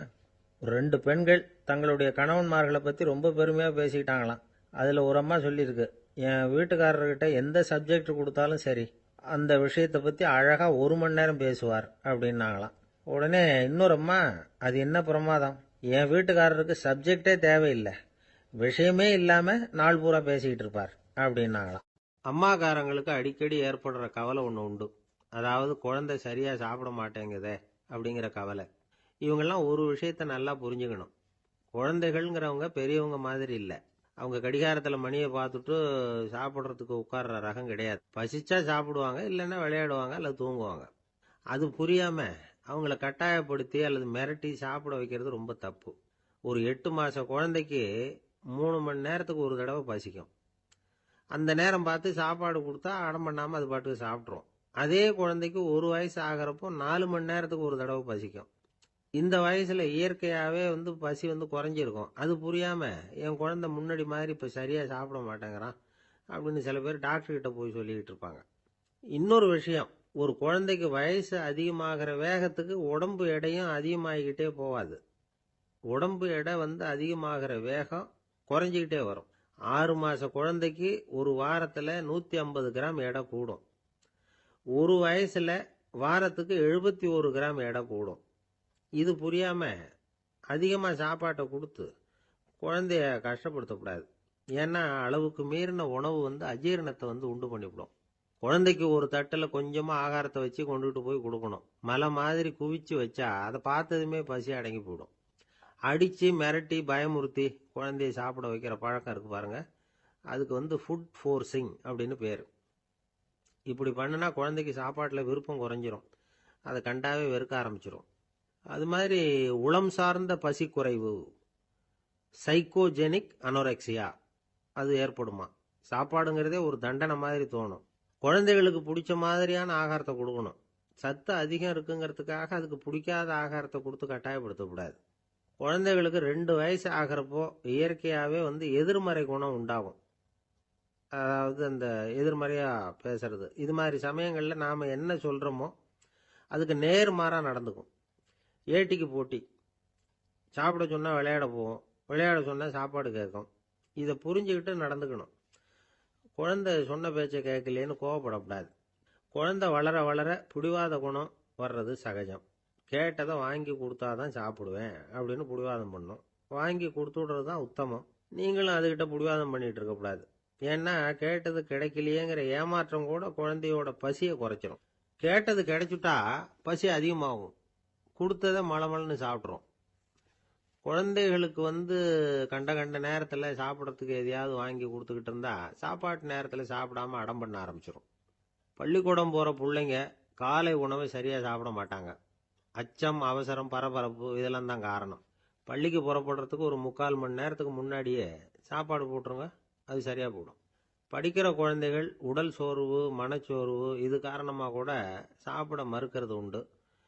இப்போ உதாரணமாக சாயந்தரம் விளையாடி விட்டு வீட்டுக்கு வந்ததும் சாப்பிட சொன்னால் வேணாம்பாங்க. இது உடல் சோர்வு. ரொம்ப நேரம் வீட்டு பாடங்களை செஞ்சு முடித்த கையோடு சாப்பிட சொன்னாலும் அவங்களால சரியாக சாப்பிட முடியாது. இது உளச்சோர்வு, அதாவது மனச்சோர்வு. இதை தவிர குழந்தைகளுக்கு உடல் நலக்குறைவு ஏற்பட்டால் கூட சாப்பிட மறுக்கிறது உண்டு. சில மருந்து மாத்திரைகள் கூட பசியை குறைச்சிரும். அதனால் சரியாக தெரிஞ்சுக்கிட்டு குழந்தைகளை சாப்பிட வைக்கணும். அது புரியாமல் கையில் சாப்பாட்டு தட்டை வச்சுக்கிட்டு குழந்தைகளை விரட்டிக்கிட்டு அலையக்கூடாது. ஒரு சின்ன பையன் சொன்னான், எங்கள் அம்மா சாப்பாடு போடுறது தெரிஞ்சால் நான் உடனே வீட்டை விட்டு வெளியில் ஓடி போடுவேன் அப்படின்னா. ஏன் அப்படி பண்ணுறேன்னு கேட்டோம். எங்கள் அப்பா கூட அது மாதிரி தான் சார் பண்ணுவார் அப்படிங்கிறான். அந்த காலத்தில் அண்ணாமலை ரெட்டியார்னு ஒருத்தர் இருந்தார். அவர் வெங்கனூர் அப்படிங்கிற கிராமத்தில் இருந்தார். அங்கேருந்து விருத்தாசலம் கோவிலுக்கு தவறாமல் போயிட்டு வந்துக்கிட்டு இருந்தார். இடையில வெள்ளாறு. அதில் ஒரு சமயம் வெள்ளம் வந்துட்டுது. இவரால் போக முடியல. அதோட விளைவு வெங்கனூர்லேயே ஒரு கோவில் கட்டணும் அப்படின்னு முடிவு பண்ணார், சிவாலயம். அந்த சமயத்தில் வடநாட்டில் பஞ்சம். அதனால் அங்கிருந்த பல சிற்பிகள் தென்னாட்டை நோக்கி வர ஆரம்பித்தாங்க. அவங்க வெங்கனூர் வழியாக வர்றது தெரிஞ்சதும் இவர் போய் பார்த்தார். இங்கே ஒரு கோவில் கட்டணும், அதுக்கு நீங்கள் உதவணும்னார். பஞ்ச காலத்தில் இப்படி ஒரு வாய்ப்பு கிடைச்சதில் அவங்களுக்கும் ரொம்ப மகிழ்ச்சி. உற்சாகத்தோடு ஒத்துக்கிட்டாங்க. ஆலய திருப்பணி ஆரம்பமாச்சு. அவங்களுக்கு வேண்டிய எல்லா வசதிகளையும் இவர் செஞ்சு கொடுத்தார். அவங்களுக்கு எந்த குறையும் இல்லாமல் பார்த்துக்கிட்டார். அது மட்டும் இல்லை, ஒவ்வொரு நாளும் அங்கே வருவார். உங்களுக்கு என்ன வேணும் எது வேணும்னு கேட்பார். ஏதாவது குறை இருந்தால் சொல்லுவாங்க, உடனே தீர்த்து வைப்பார். இவரும் கேட்பார், எந்த குறையாக இருந்தாலும் என்கிட்ட சொல்லுங்க அப்படின்னு சொல்லுவார். அதை தவிர இவராகவே கவனிச்சும் அவங்களுக்கு என்னென்ன தேவைங்கிறத கண்டுபிடிச்சி அதையெல்லாம் கொடுத்துக்கிட்டு இருப்பார். என்ன தேவைன்னாலும் அதை நிறைவேற்றி வச்சுருவார். அந்த சிற்பிகளின் தலைவன் ஒருத்தன், அந்த ஆளுக்கு வெத்தலை பாக்கு போடுறது பழக்கம். இதை தெரிஞ்சுக்கிட்டு அதுக்காகவே ஒரு ஆளை ஏற்பாடு பண்ணார். வேணுங்கிறப்போலாம் நீ வெத்தலை சீவல் மடித்து கொடுக்க வேண்டியது உன் வேலை அப்படின்னு ஒருத்தனை ஏற்பாடு பண்ணிட்டார். இப்படியெல்லாம் செஞ்சதும் அவங்களுக்கும் ரொம்ப உற்சாகம். ரொம்ப பொறுப்பாக சிற்ப வேலைகளை செஞ்சுக்கிட்டு இருக்கிறாங்க. ஒரு நாள் என்னாச்சு தெரியுமா? அந்த சிற்பிகளின் தலைவன் ரொம்ப நுணுக்கமாக ஒரு வேலையை செஞ்சுக்கிட்டு இருக்கிறான். சாரம் போட்டு அது மேலே படுத்துக்கிட்டு அண்ணாந்து பார்த்து உச்சியில் நுணுக்கமான சிற்பங்களை உருவாக்கிக்கிட்டு இருக்கான். சிற்பியின் கவனம் செதறப்படாதுங்கிறதுனால இவர் மெதுவாக சத்தம் போடாமல் கிட்ட போய் நின்று அதை கவனிச்சுக்கிட்டு இருக்கிறார். அந்த சிற்பி வழக்கம் போல வெத்தலை பாக்குக்காக இடது கையை கீழே நீட்டினான். அந்த சமயம் பார்த்து அவருக்கு தாம்பூலம் கொடுக்குறவன் அங்கே இல்லை, எங்கேயோ போயிருக்கிறான். அண்ணாமலை ரெட்டியார் என்ன பண்ணார் தெரியுமா? தனக்காக கொடுக்கப்பட்ட தாம்பூலத்தை வாங்கி சிற்பியின் கையில் கொடுக்குறார். அவன் வாங்கி போட்டுக்கிட்டான். இது என்ன இன்னைக்கு வெத்தலை சீவல் வேற மாதிரி இருக்குது, வாசனை தாம்பூலமாக இருக்குது அப்படின்னு யோசனை பண்ணிட்டு கீழே திரும்பி பார்க்குறார். பார்த்தா ரெட்டியார் மறுபடியும் சிற்பி கை நீட்டும் பொழுது கொடுக்கறதுக்காக தாம்பூலத்தை மடித்து வாங்கி வச்சுக்கிட்டு தயாராக நிற்கிறார். சிற்பிக்கு அதிர்ச்சி. உடனே பொத்துன்னு கீழே குதிச்சான். ஐயா, என்ன இது நீங்களா அப்படின்னா. இவர் சொன்னார், நான் ஒன்றும் தப்பு பண்ணலையே, உன்னுடைய கை புண்ணியம் செஞ்ச கை, கோயில் கட்டுற கை, அந்த கைக்கு தாம்பூலம் கொடுக்கறதுல என்ன தப்பு அப்படின்னாராம். ஏற்கனவே பஞ்சத்தில் அடிபட்டு வந்த எங்களை நீங்கள் ஆதரிச்சதே பெரிய விஷயம். இந்த செயல் என்னை ஒரு பெரிய கடனாளி ஆக்கிவிட்டுது.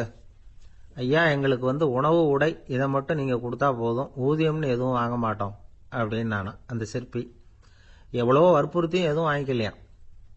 இந்த செய்தியை தமிழ் தாத்தா டாக்டர் ஊவேசா சொல்லியிருக்கிறார். அந்த காலத்தில் எப்படிப்பட்டவங்கெல்லாம் வாழ்ந்துருக்கிறாங்க பாருங்க. இந்த காலத்தில் ஒருத்தர் கோவில் கட்டினார், வேலை செய்கிற எல்லாருக்கும் சாப்பாடு போடுவார். சிற்ப வேலை செஞ்சுட்டு சாப்பிட வர்ற ஒவ்வொருத்தர் கையையும் அன்பா பிடிச்சு முத்தம் கொடுத்து உள்ளே அனுப்புவார். அந்த கைகளுக்கு நீங்கள் கொடுக்குற மரியாதையாது அப்படின்னு கேட்டாங்க. அடா, அது இல்லைங்க, ஏற்கனவே முதல் பந்தியில் சாப்பிட வந்தவன் மறுபடியும் வர்றானான்னு கண்டுபிடிக்கிறதுக்காக கையை பிடிச்சி மோந்து பார்க்குறேன் அப்படின்னாராம் அவர். பிரம்மத்தை அறிந்தவன் பிரம்மமாகிறான் அப்படின்னு ஒரு பெரியவர் பேசினார் ஒரு கோவிலில். தைத்திரிய உபனிஷத்து அப்படி சொல்லுதான். இதை கேட்கும் பொழுது நமக்கு ஒரு சந்தேகம் வரும். அது எப்படி? பிரம்மத்தை அறிந்தவன் பிரம்மம் ஆகிறான்னா, சிங்கத்தை அறிந்தவன் சிங்கம் ஆகிறானா, தோசையை அறிந்தவன் தோசை ஆகிறானா? இப்படிப்பட்ட சந்தேகம் நமக்கு வர்றதுல ஒன்றும் ஆச்சரியம் இல்லை, இது இயற்கை. இதுக்கும் அந்த பெரியவரே பதில் சொல்றார். சிங்கம் வேற, நாம வேற. அதனால சிங்கத்தை அறிந்தவன் சிங்கமாக மாட்டான். ஆனா பிரம்மம் வேற, நாம வேற இல்லை. அதனால பிரம்மத்தை அறிந்தவன் பிரம்மமாகிறான் அப்படிங்கிறது அவரோட விளக்கம்.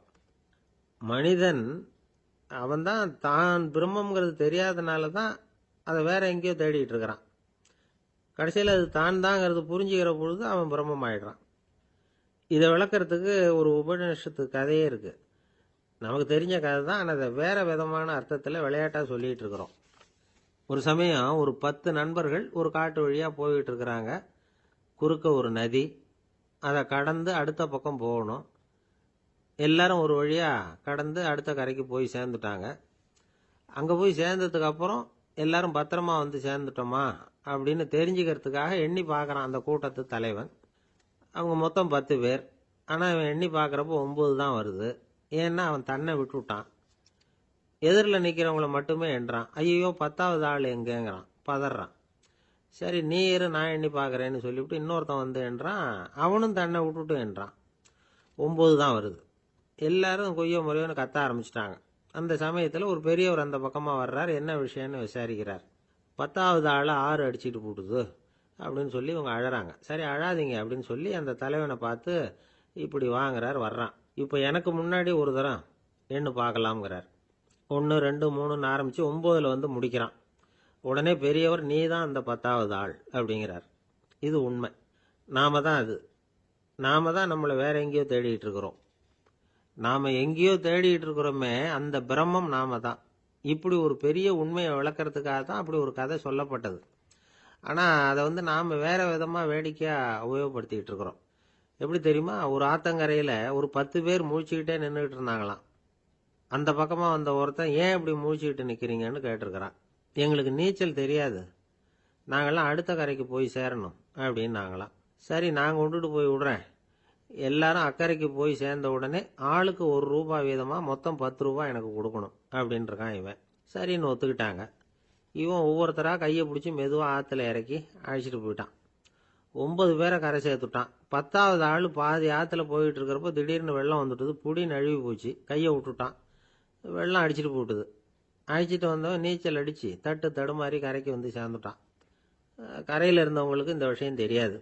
இருந்தாலும் இவன் உடம்பு பூரா நனைஞ்சி கொஞ்சம் அதிகமாக மூச்சு வாங்க நின்றுக்கிட்டு இருந்தானா, ஏங்க ஏன் இப்படி மூச்சு வாங்குது, என்ன விஷயம் அப்படின்னு கேட்டாங்களாம்.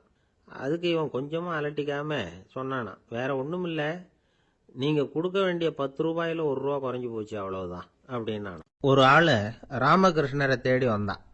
அவன் கையில் 1000 பொற்காசுகள் வச்சுருந்தான். அதை அவர்கிட்ட கொடுத்து இதை ஏற்றுக்கணும் அப்படின்னு ரொம்ப பணிவாக கேட்டுக்கிட்டான். அவர் பார்த்தார், இது எனக்கு தேவையில்லை, ஆனாலும் உன்னுடைய மனசை புண்படுத்துறதுக்கு நான் விரும்பலை, அதனால் நீ கொடுக்கறத வாங்கிக்கிறேன்னார். வாங்கிக்கிட்டார். அப்புறம் கேட்டார், இதை பாரு, இனிமே இதெல்லாம் என்னுடைய இது தானே அப்படின்னார். ஆமாம், அதையெல்லாம் நான் உங்களுக்கே கொடுத்துட்டேன் அவன். சரி, இப்போ நீ எனக்காக ஒரு காரியம் பண்ணணும்னார். என்ன செய்யணும்னு சொல்லுங்கன்னா, இந்த நாணயங்களையெல்லாம் எடுத்துக்கிட்டு போய் கங்கை நதியில் எரிஞ்சுட்டு வா அப்படின்னார். இவனுக்கு அதிர்ச்சியாக போச்சு. என்ன பண்ணுறது, இனிமேல் அது முடியாதுன்னு சொல்ல முடியாது.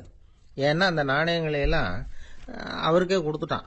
இனிமேல் அதெல்லாம் இவனுடையது இல்லை. பேசாமல் அவ்வளவையும் அள்ளிக்கிட்டு ஆத்தங்கரைக்கு போனான். போனவன் ரொம்ப நேரம் திரும்பியே வரல. ராமகிருஷ்ணருக்கு சந்தேகம், என்ன ஆச்சு அந்த மனுஷனுக்கு, காசுகளோடு அந்த கங்கையில் குதிச்சுட்டானா, போகும்பொழுதே ஒரு மாதிரியாக தான் போனான், போய் என்னன்னு பார்த்துட்டு வாங்க அப்படின்னார். அங்கே இருந்த ஒருத்தர் ஓடி போய் பார்த்தார். அவர் போய் பார்க்கும் பொழுது அவன் அங்கேயே இருந்தான். அதுக்கப்புறம் அவர் திரும்பி வந்தார். வந்து விவரத்தை சொன்னார். அதாவது அவன் கங்கை கரையில் உட்காந்துக்கிட்டு ஒவ்வொரு நாணயமாக 1 2ன்னு எண்ணி எண்ணி வீசிக்கிட்டு இருக்கிறான். அவனை சுற்றி ஒரு கும்பல் நின்றுக்கிட்டு அவனை தடுத்துக்கிட்டு இருக்குது அப்படின்னு விவரத்தை சொன்னார் போயிட்டு வந்தவர். இதை கேட்டதும் ராமகிருஷ்ணரே புறப்பட்டு அங்கே போனாராம். என்ன இப்படி பண்ணிகிட்டு இருக்கிற, நான் உன்னை அந்த நாணயங்களை கங்கையில் வீசி எறிய சொன்னேன், நீ ஏன் அதை எண்ணிக்கிட்டு இருக்கிற அப்படின்னார். பழக்கம்தான் காரணம், நான் ஒவ்வொரு நாளும் ஒவ்வொன்றா சேமித்து வச்சேன், இன்றைக்கி என்கிட்ட நிறைய இருக்குது, உங்களுக்கு ஒரு 1000 நாணயங்களை கொடுக்கணுங்கிறது என்னோட ஆசை அப்படின்னா. இப்போ ராமகிருஷ்ணர் சொன்னார், ஒரே நேரத்தில் எல்லாத்தையும் சம்பாதிச்சிருந்தா நீ எண்ணுறது பொருத்தமாக இருக்கும், எல்லாத்தையும் இழக்கும்போது ஒவ்வொன்றா எண்ணிக்கிட்டு இழக்கிறதுங்கிறது சரியான செயல் இல்லை, அதனால் ஒரே தடவையாக எல்லாத்தையும் தூக்கி எறிஞ்சிடும் அப்படின்னார். இது இழப்பது அப்படிங்கிற ஒரு உயர்ந்த நிலை. இதை நாம் யதார்த்த வாழ்க்கையில் சம்மந்தப்படுத்தி பார்த்து குழப்பிக்கிட்டு இருக்கக்கூடாது. இழக்கிறேன்னு சொல்லிக்கிட்டு இருக்கிற காசையெல்லாம் ஆற்றுலையும் குளத்துலையும் கொண்டு போய் எரிஞ்சிட்டு வாங்க அப்படின்னு உபதேசம் பண்ணுறதாக யாரும் நினச்சிடக்கூடாது. இதில் நாம் புரிஞ்சிக்க வேண்டியது என்னென்னா, எதையாவது ஒன்றை இன்னொருத்தருக்கு கொடுக்கணும் அப்படின்னு விருப்பப்பட்டால் அதை மனப்பூர்வமாக கொடுத்துடணும். கொடுத்துட்டு அதையே நினச்சிக்கிட்டு இருக்கக்கூடாது. நம்மால் ஒருத்தர் ஒரு ₹100 நோட்டை தன்னுடைய நண்பர் ஒருத்தர்கிட்ட கொடுத்து, இது உனக்கு தான் வச்சுக்கோ அப்படின்னார். அவர் பார்த்தார், இது இனிமேல் எனக்கு தானே சொந்தம் அப்படின்னார். ஆமான்னார் அவர். அப்படின்னா எனக்காக நீ ஒரு உதவி செய்யணும்னார். சொல்லுங்க செய்கிறேன்னார் அவர். இந்த ₹100 நோட்டை தீ வச்சு கொளுத்தி விடுனார். இவர் அதிர்ச்சியாகி அவரை பார்த்தார். இப்போ அவர் சொன்னார், நீ எனக்கு அன்பாக கொடுத்தது இது, இந்த நோட்டு கள்ள நோட்டுங்கிறது எனக்கு முன்னாடியே தெரியும், சீக்கிரம் கொளுத்தி விடு, அதுதான் நம்ம 2 பேருக்குமே நல்லது அப்படின்னாராம் அவர். திருப்பாவை 10ஆம் பாடல். நோற்றுச் சுவர்க்கம் புகுகின்ற அம்மனாய், மாற்றமும் தாராரோ வாசல் திறவாதார், நாற்றத்துழாய் முடி நாராயணன் நம்மால் போற்றப் பறைதரும் புண்ணியனால், பண்டொரு நாள் கூற்றத்தின் வாய் வீழ்ந்த கும்பகர்ணனும் தோற்றும் உனக்கே பெரும் துயில்தான் தந்தானோ, ஆற்ற அனந்தல் உடையாய் அருங்கலமே தேற்றமாய் வந்து திறவேலோர் எம்பாவாய். இந்த பாடலை நோன்பின் பெருமையால் கண்ணனை கையில் கனிபோல் அடைந்த ஒரு பக்திமிக்க பாவை எழுப்பப்படுகிறாள் என்றும் பார்க்கலாம். அல்லது தூக்கத்தையே நோன்பாக கருதி சோம்பி கிடக்கிற ஒருவளை கேலி பேசுவதாகவும் பொருள் கொள்ளலாம். இப்போது பாடலின் பொருளை முதலில் பார்ப்போம். நோன்பின் பலன் கைவரப் பெற்று அதன் விளைவாக சொர்க்கத்தையே அடைகின்ற பெண்ணே, அந்த சொர்க்கத்தினுள்ளே புகும் பெண் என்றாலும் உறக்கத்தை நோன்பாக கொண்டவளே என்று இன்னொரு பொருள். நீ வாயில் கதவைத்தான் திறக்கவில்லை, வாயை திறந்து பதில் கூடவா சொல்லக்கூடாது? மனம் நிறைந்த திருத்துழாய் துளசி மாலையை திருமுடியில் அணிந்திருக்கிற நாராயணன், நமது போற்றுதலை ஏற்று பலனை வழங்குகின்ற புண்ணியன், முன்னொரு காலத்தில் எவனுக்கு இரையாகி போன கும்பகர்ணன் உன்னுடன் தூக்கப் போட்டிக்கு வந்து தோற்று பெரிய தூக்கத்தை தன் தோல்வியின் அடையாளமாக உனக்கு வழங்கிவிட்டானா என்ன? மிகுந்த சோர்வும் சோம்பலும் ஏன் உனக்கு? இந்த குழுவுக்கே ஒப்பற்ற அணிகலன் போல விளங்குகிறளா அல்லவா நீ? படுக்கையை விட்டு தெளிவுடன் எழுந்து வந்து கதவை திற என்று வெளியில் நின்ற தோழியர் உள்ளே படுத்திருப்பவளை அழைக்கிறார்கள். இதுவே பாடலின் திரண்ட பொருள். இங்கே கேலியும் கிண்டலும் கூட ஒரு வகையான விளையாட்டாக எடுத்துக்கொள்ள ஒரு பகுதி இடம் கொடுக்கிறது. ஒரு பெண் சொல்லி இருக்கிறாள், நான் கடுமையான தவம் பண்ணி சொர்க்கம் போகப் போகிறேன் என்று இவர்கள் பேசிக்கொண்டிருக்கிற போது தோழிகளுக்கு மத்தியில் சொல்லி இருக்கிறாள். அவளை இப்போது எழுப்ப வந்திருக்கிறார்கள். ஆஹா அடியம்மா, நீ சொர்க்கம் போகிற லட்சணம் என்ன என்று எங்களுக்கு தெரியாதா? நோற்று சொர்க்கம் போகுகின்ற அம்மனாய், நீ தவம் பண்ணி சொர்க்கம் போவேன் என்று சொன்னாயே, இப்போது படுத்து கிடக்கிறாயே. இப்படி எடுத்துக்கொண்டால் அது ஒரு கேலியான கிண்டலான அவளை பற்றி பேசுகிற ஒரு விளையாட்டு பேச்சாக பொருளாகிறது. உண்மையிலேயே எடுத்துக்கொண்டால் அவள் உண்மையான கடினமான முயற்சி உடையவள், எல்லா நோன்புகளையும் சரியாக மேற்கொள்ளுகிறவள், நாளை வைகுந்தம் சேர வேண்டும் என்ற எண்ணத்தில் தன் வாழ்நெறியை அமைத்து கொண்டவள். எனவே நோற்று சொர்க்கம் போகுகின்ற அம்மனாய் பெருமைக்கு உரியவளே, நீ தவம் பண்ணி மேலே போவேன் என்று சொன்னாயே, இப்போது தூங்கிக் கொண்டிருக்கிறாயே என்று ரெண்டு வகையிலேயும் பாவத்தை மாற்றி பொருள் சொல்லக்கூடிய பாடல் வரி இது. சொர்க்கம் எது, நரகம் எது? ராமாயணத்திலே சீதா பிராட்டியார் சொல்கிறார், உன்னோடு இருப்பதுதான் எனக்கு சொர்க்கம். ராமனிடத்திலே சொல்கிறார், உன்னை பிரிந்தால் அது நரகமாக ஆகிவிடுகிறது. ஆகவே பெருமானோடு இருக்கிற நேரம்தான் சொர்க்கம். இவள் ஒருவேளை தன் தவத்தின் பலனால் பெருமாளோடு இருக்கிறவளோ, இறைவனுடைய நினைப்பே சொர்க்கமாகிறது, மறப்பே நரகமாகிறது. இது இன்னொரு சிந்தனை. இவளுடைய இயல்பு பக்குவம் காரணமாக உயர்ந்து போய் சாது கோஷ்டியில் சேர்ந்து விட்ட காரணத்தால் சாமானியரோடு நமக்கென்ன பேச்சு என்ற எண்ணத்தில் வாயாடாமல் இருக்கிறாளோ என்பதை அடுத்த வரி நமக்கு புலப்படுத்தும். தனக்கு உரிய நல்ல கோஷ்டியிலே இருப்பது, சிறந்தவர்களோடு அந்த வர்க்கத்தில் இருப்பதுதான் சொர்க்கமாக மாறுகிறது.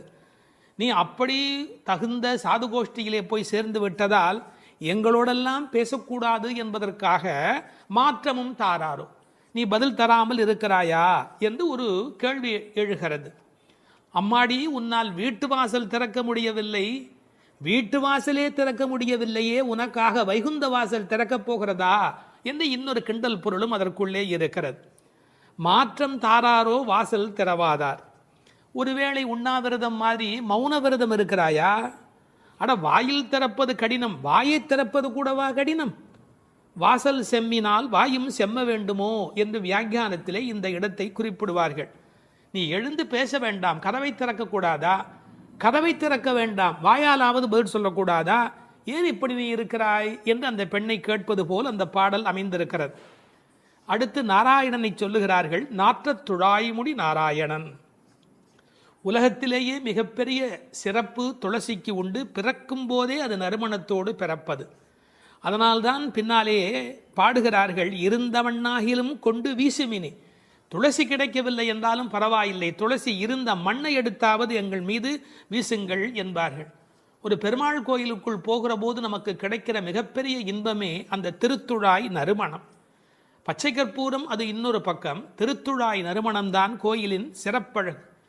கண்ணன் திருத்துழாய் அணிந்து அங்கு வந்து சென்றால் 100 குழிக்கு தாங்கும் என்று உரை எழுதுவார்கள். அதாவது அவன் வந்து போன வாசம் அந்த இடம் முழுவதும் நிறைந்திருக்குமா. இப்போது திருத்துழாய் வாசம் வருவதாலே இந்த பெண்களுக்கு உள்ளூர ஒரு கவலை, ஒருவேளை கண்ணன் இங்கே உள்ளே வந்துவிட்டு போயிருக்கிறானோ என்கிற ஒரு சின்ன கவலையும் வெளிப்பட பேசுகிறார்கள். நாற்றத்துழாய்முடி நாராயணன்.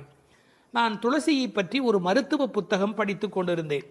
அதில் துளசி பிராணசக்தியை கூட்டி நம்முடைய கபத்தை குறைக்கக்கூடியது. அது மட்டுமல்ல, அது 100 வகையான மேலான மருந்தாக அது பயன்பட்டு கொண்டிருக்கிறது. துளசி, கருந்துளசி, செந்துளசி, நாதுளசி என்று 4 வகையாக அது கிடைக்கிறது. பிராணசக்தியை கூட்டுகிறது என்பதற்காக அப்படியே எடுத்துக்கொள்ளுகிற போது அது முற்றிலுமாக ஒருவருடைய உடலை மாற்றி அமைக்கக்கூடியது. துறவரத்துக்கு போகிறவர்களுக்கு கூட துணை நிற்கக்கூடியது என்று ஒரு குறிப்பு எழுதி வைத்திருக்கிறார்கள்.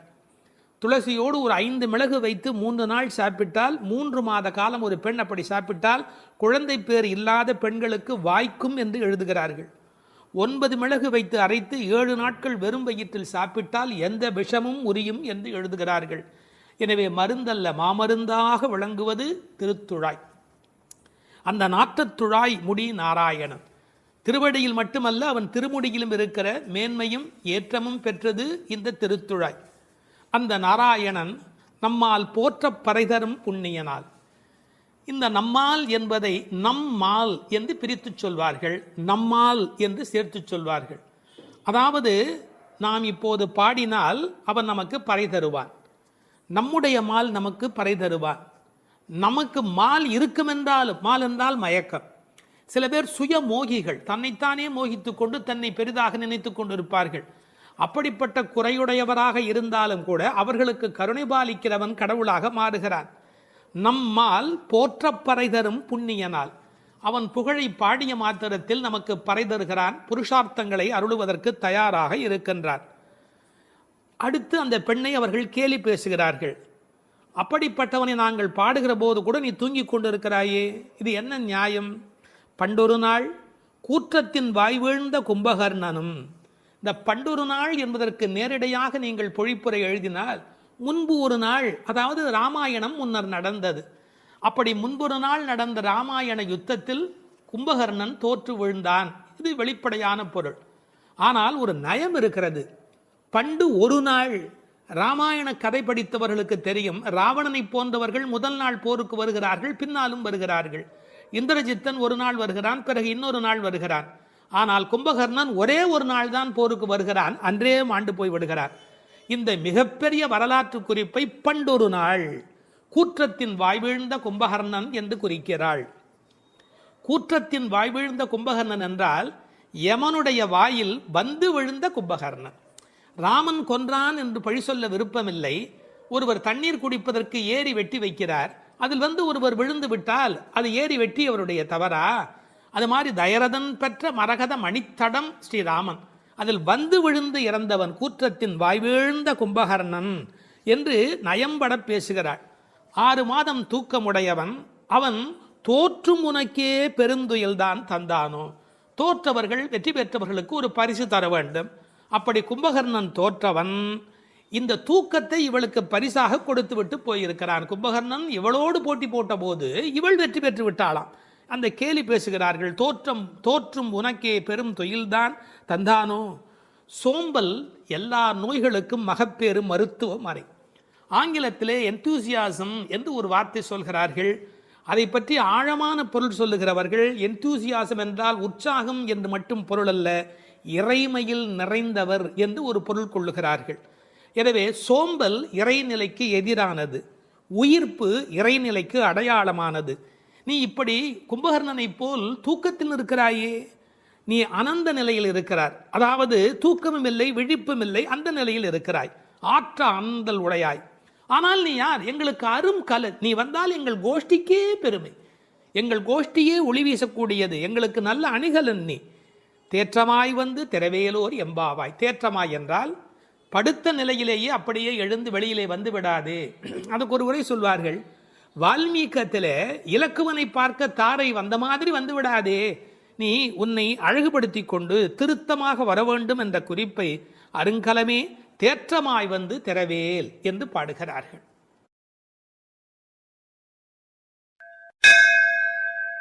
திருப்பாவை 11ஆம் பாட்டு.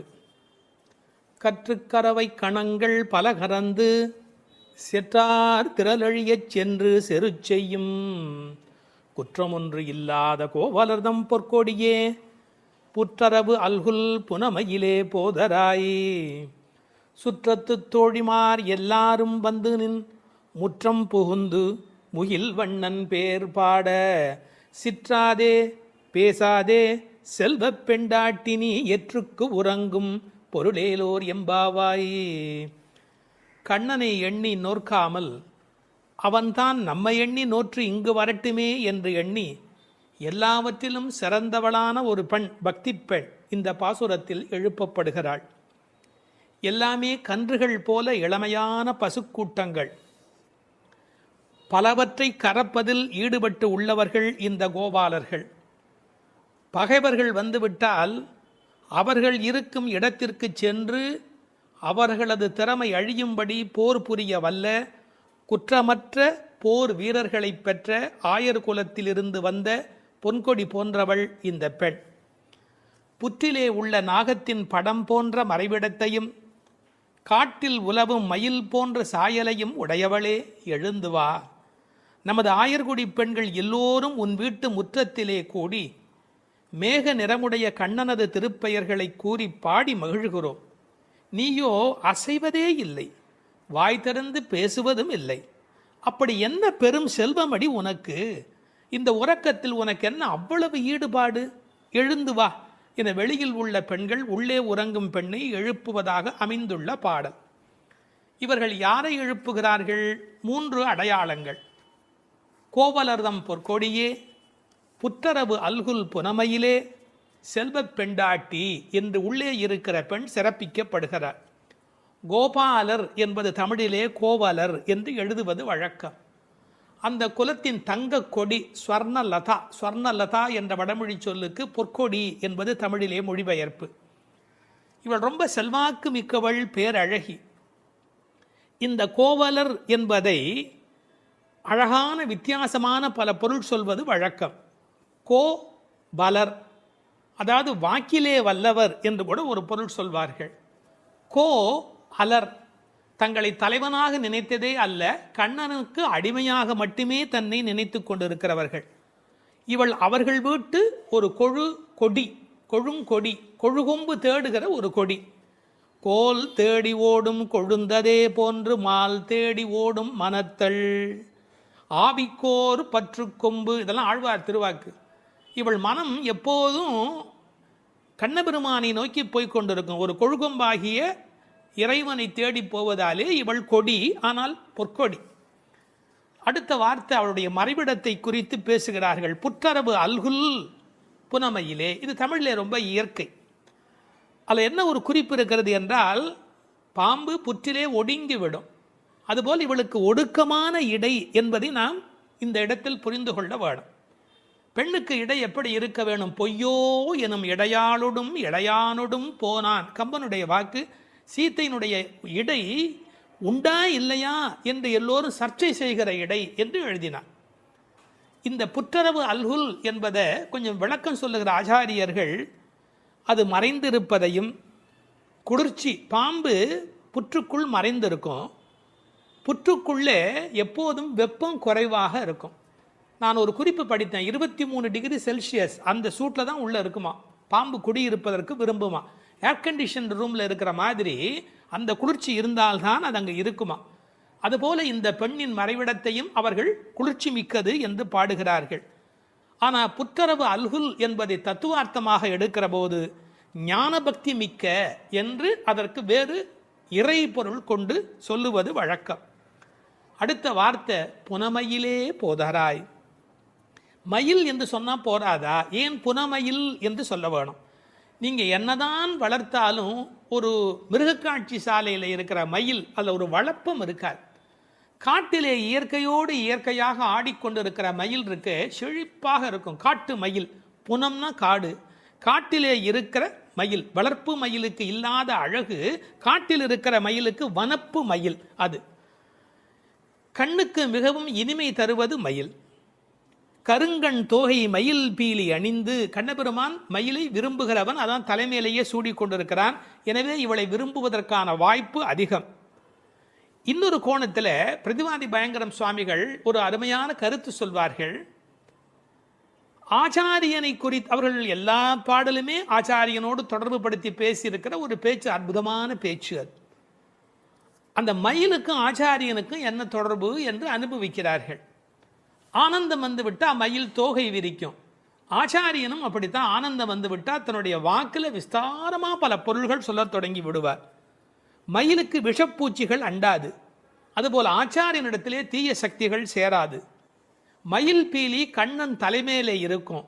ஆச்சாரியன் ஏதேனும் ஒன்று சொன்னால் கண்ணன் தலைதுலுக்கி அதை அனுபவிப்பானா, அப்படி என்று அனுபவிப்பானா. எனவே தலைமேல் வைத்து கண்ணனே கொண்டாடுகிறான் ஆச்சாரியனுடைய வாக்கு. பாம்பு பயந்து ஓடும், விஷத்தன்மை உடையவர்கள் ஆச்சாரியனை பார்த்தால் விலகி ஓடி விடுவார்கள் என்று என்ன அழகு பாருங்கள். முழுக்க இந்த புனமையிலே என்பதை ஆச்சாரியனோடு சம்பந்தப்படுத்தி பேசுவார்கள் ஸ்ரீ பிரதிவாதி பயங்கரம் அண்ணங்கராச்சாரிய சுவாமிகள். இந்த புனமையில் என்பதில் இன்னும் ஒரு அழகு, மயில் புனத்தை சிறப்பிக்கிறது. காட்டுக்கு அழகு அப்படின்னா மயில் தான் காட்டுக்கு அழகாக இருக்கிறது.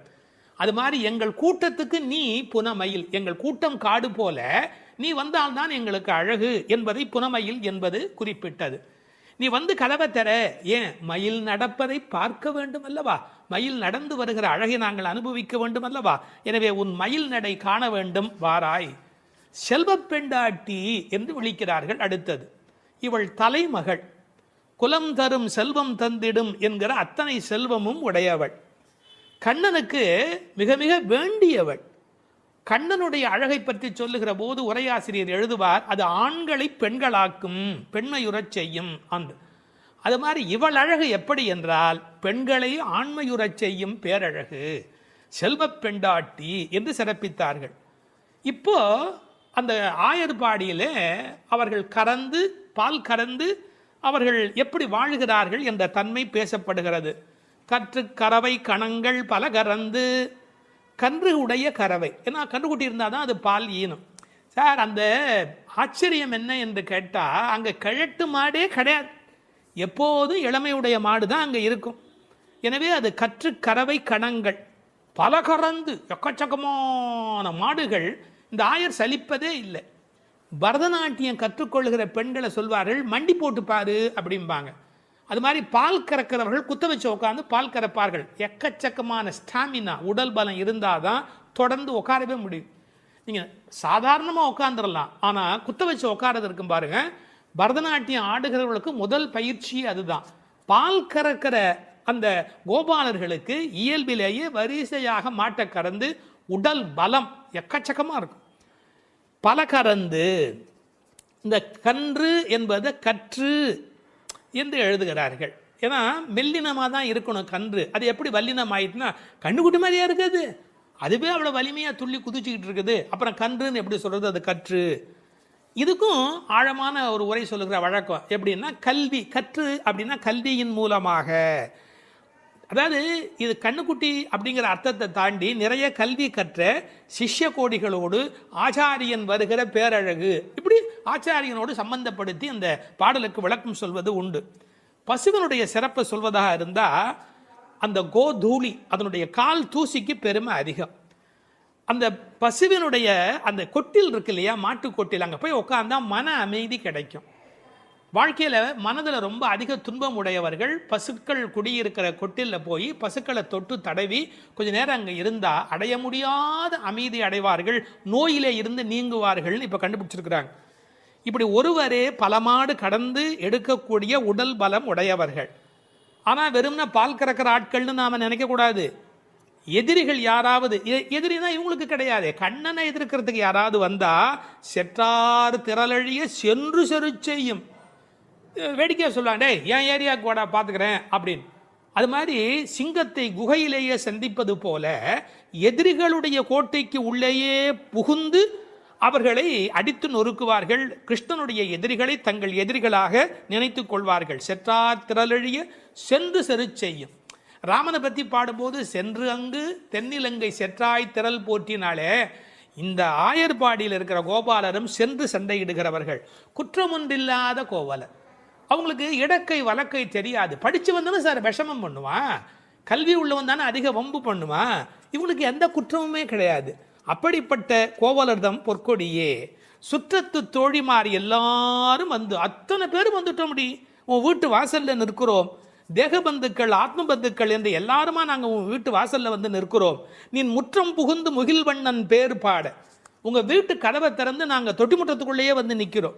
வீடு கட்டுகிறவர்கள் பழைய காலத்தில் படி, நடை, கூடம், முற்றம், பின்னால் இருக்கிற இடம் வெளி என்று கட்டுவார்கள். நாங்கள் படியை தாண்டி நடையை தாண்டி வீட்டு முற்றத்துக்குள்ளே வந்து பாடுகிறோம். இன்னும் உன் காதில் கேட்கலையா? அணியரங்கன் திருமுற்றத்து அடியார் தங்கள் இன்பமிகு பெரும் குழுவும் கண்டு. பெருமாள் திருமொழியில் இருக்கிற வாக்கு. ரங்கநாதனுடைய முற்றத்தில் வந்து நின்று கொண்டு பாடுவார்கள்.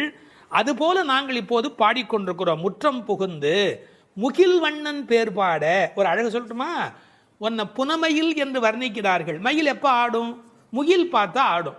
கண்ணன் முகில் வண்ணன், நீ புனமயில், அவனுக்கென்று ஆடப் பிறந்தவள். முகில் வண்ணன் பேர் பாட சிற்றாதே. சிற்றாதேன்னா அசையாம கிடக்கிறமா, நீ உடம்பு கூட அசையில. நாங்கள் இவ்வளோ பேர் பாடுறோம், ஒரு குலுங்கல் ஒன்றுமே இல்லையே. பேசாதே, பதிலும் நீ பேச மாட்டேங்கிற. செல்வ பெண்டாட்டி, ரொம்ப உனக்கு நாம் கண்ணனுக்கு வேண்டியவன் அப்படிங்கிற ஒரு ஒரு கர்வம் வந்து விட்டதா? செல்வ பெண்டாட்டி நீ எற்றுக்கு உறங்கும் பொருள் ஏலோர் எம்பாவாய். உறக்கத்தில் அர்த்தமே இல்லையேடி, அர்த்தமில்லாத தூக்கத்தில் போய் ஆழ்ந்து கிடக்கிறாயே என்று பேசுவதாக அமைந்திருக்கிறது இந்த பாடல்.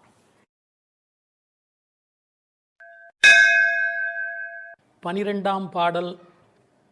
கனைத்திளம் கற்றெருமை கன்றுக்கு இறங்கி நினைத்து முலை வழியே நின்று பால் சோர நனைத்தில்லம் சேராக்கும் நற்செல்வன் தங்காய் பனித்தலை வீழனின் வாசல் கடை பற்றி சினத்தினால் தென்னிலங்கை கோமானை செற்ற மனத்துக்கு இனியானை பாடவும் நீ வாய் திறவாய். இனித்தான் எழுந்திராய் ஈதன்ன பேருறக்கம் அனைத்தில்லத்தாரும் அறிந்தேலோர் எம்பாவாய்.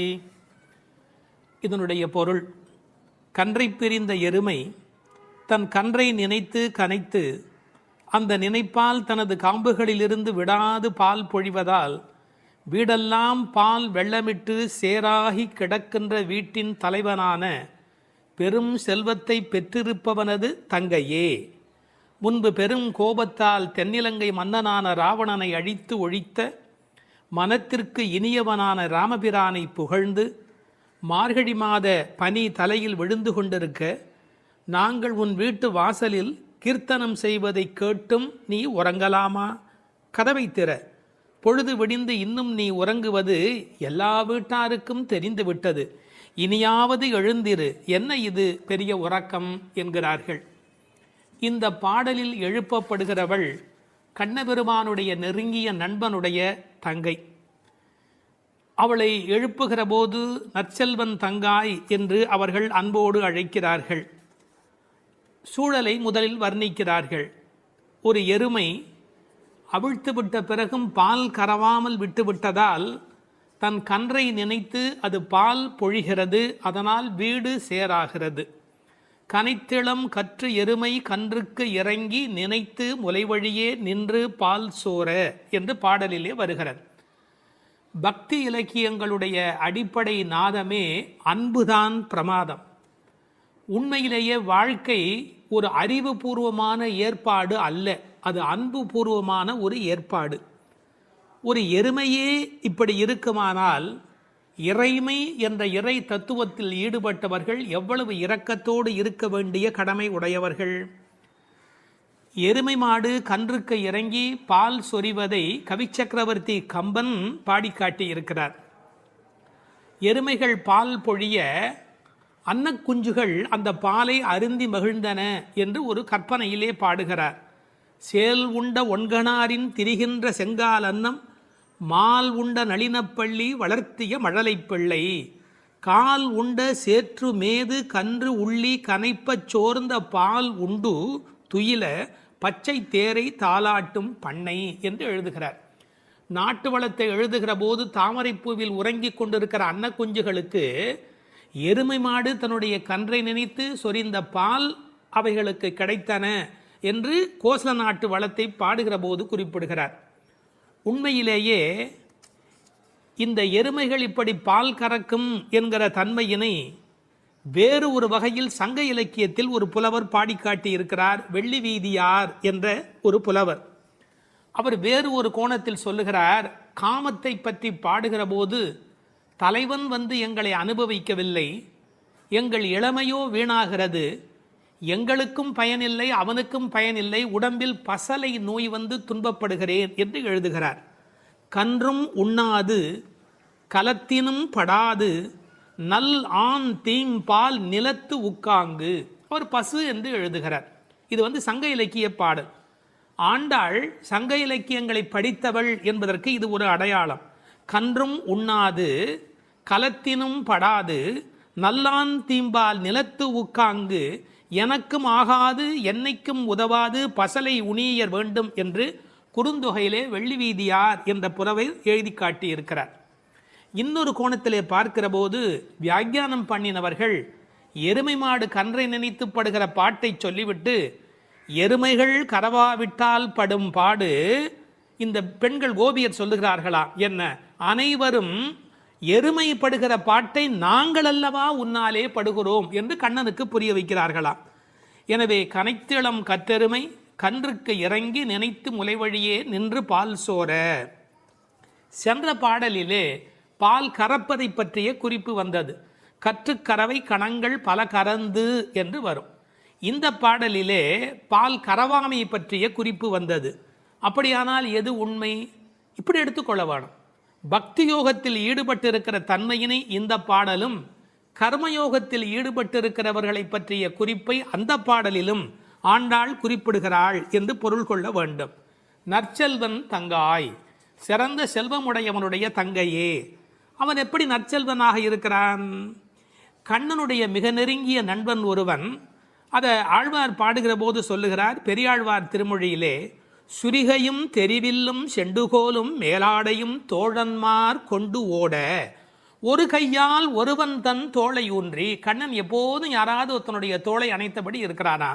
அப்படி ஒரு கையால் ஒருவன் தன் தோளை ஊன்றி.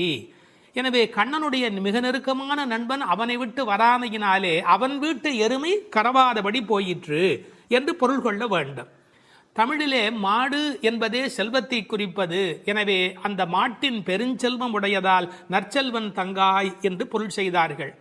தத்துவார்த்தமாக பொருள் செய்தவர்கள் ஆண்டாளுக்கு சகோதரராக எம்பெருமானாரை சொல்லுகிற மரபு வழி சிந்தனையினை கொண்டு வருகிறார்கள். பெரியாழ்வார் பெற்றெடுத்த பெண் பிள்ளை வாழியே, பெரும் புதூர் மாமுனிக்கு பின்னானாய் வாழியே என்று ராமானுஜருக்கு தங்கையாக ஆண்டாள் பேசப்படுகிறாளே. கோயில் அண்ணா வாரும் என்று ஆண்டாள் அழைத்தாளே, அந்த இங்கு நினைவூட்டி நற்செல்வன் தங்காய் என்று ஆண்டாளையே குறிப்பிடுகிறார்கள். அது மட்டுமல்ல, கைங்கரிய லக்ஷ்மி அதுதானே செல்வம், இந்த உலகத்தில் பகவானுக்கு செய்கிற சேவையே பெரிய செல்வம் என்று வேறு ஒரு கோணத்திலும் இதற்கு உரை எழுதுவார்கள். இந்த பெண்கள் இப்போது பேசுகிறார்கள். அம்மா, உன் வீட்டு வாசலிலே மார்கழி பனி தலையிலே வந்து விழுகிறது. நாங்கள் எதை பிடித்து கொண்டு நிற்கிறோம் தெரியுமா? உன் வீடு சேராகி கிடக்கிறது. எருமை பால் ஓட ஓட கீழே கால் வைக்க முடியவில்லை, சேராகி இருக்கிறது. பழைய காலத்தில் வீட்டு கதவுல நாதாங்கி என்று ஒன்று தொங்கும். அதைத்தான் நாதம் சத்தம் போடுவார்கள். தட்டினா வீட்டுக்குள்ளே கேட்கும் என்ற காலிங் பெல் இன்றைய மெத்தடில். அந்த நின் வாசல் கடையை பற்றி நாங்கள் நாதாங்கியை பற்றி கொண்டு நிற்கிறோம். அதுக்கு உரை எழுதும் போது சொன்னார்கள், மேலே பனி வெள்ளம் மனத்தே பால் வெள்ளம், தரையிலோ மேலே பனி வெள்ளம் மனத்தே மால் வெள்ளம். மால்னா திருமால். மனத்தே மால் வெள்ளம் தரையிலே பால் வெள்ளமாய் தெப்பம் வற்றுவாரை போலே உன் வீட்டு நாதாங்கியை பிடித்து தொங்கிக் கொண்டிருக்கிறது கான். அப்படியெல்லாம் அந்த நாதாங்கியை பிடித்து கொண்டு இவைகள் தொங்கிக் கொண்டு நிற்கிறார்கள். சினத்தினால் தென்னிலங்கை கோமானை செற்ற மனத்துக்கு இனியானி பாடமும் நீ வாய் திறவாய். அளவு கடந்த அநியாயம் செய்து விட்டான் ராவணன். என்ன, சீத்தையை ராமனால் பிரிய முடியாது.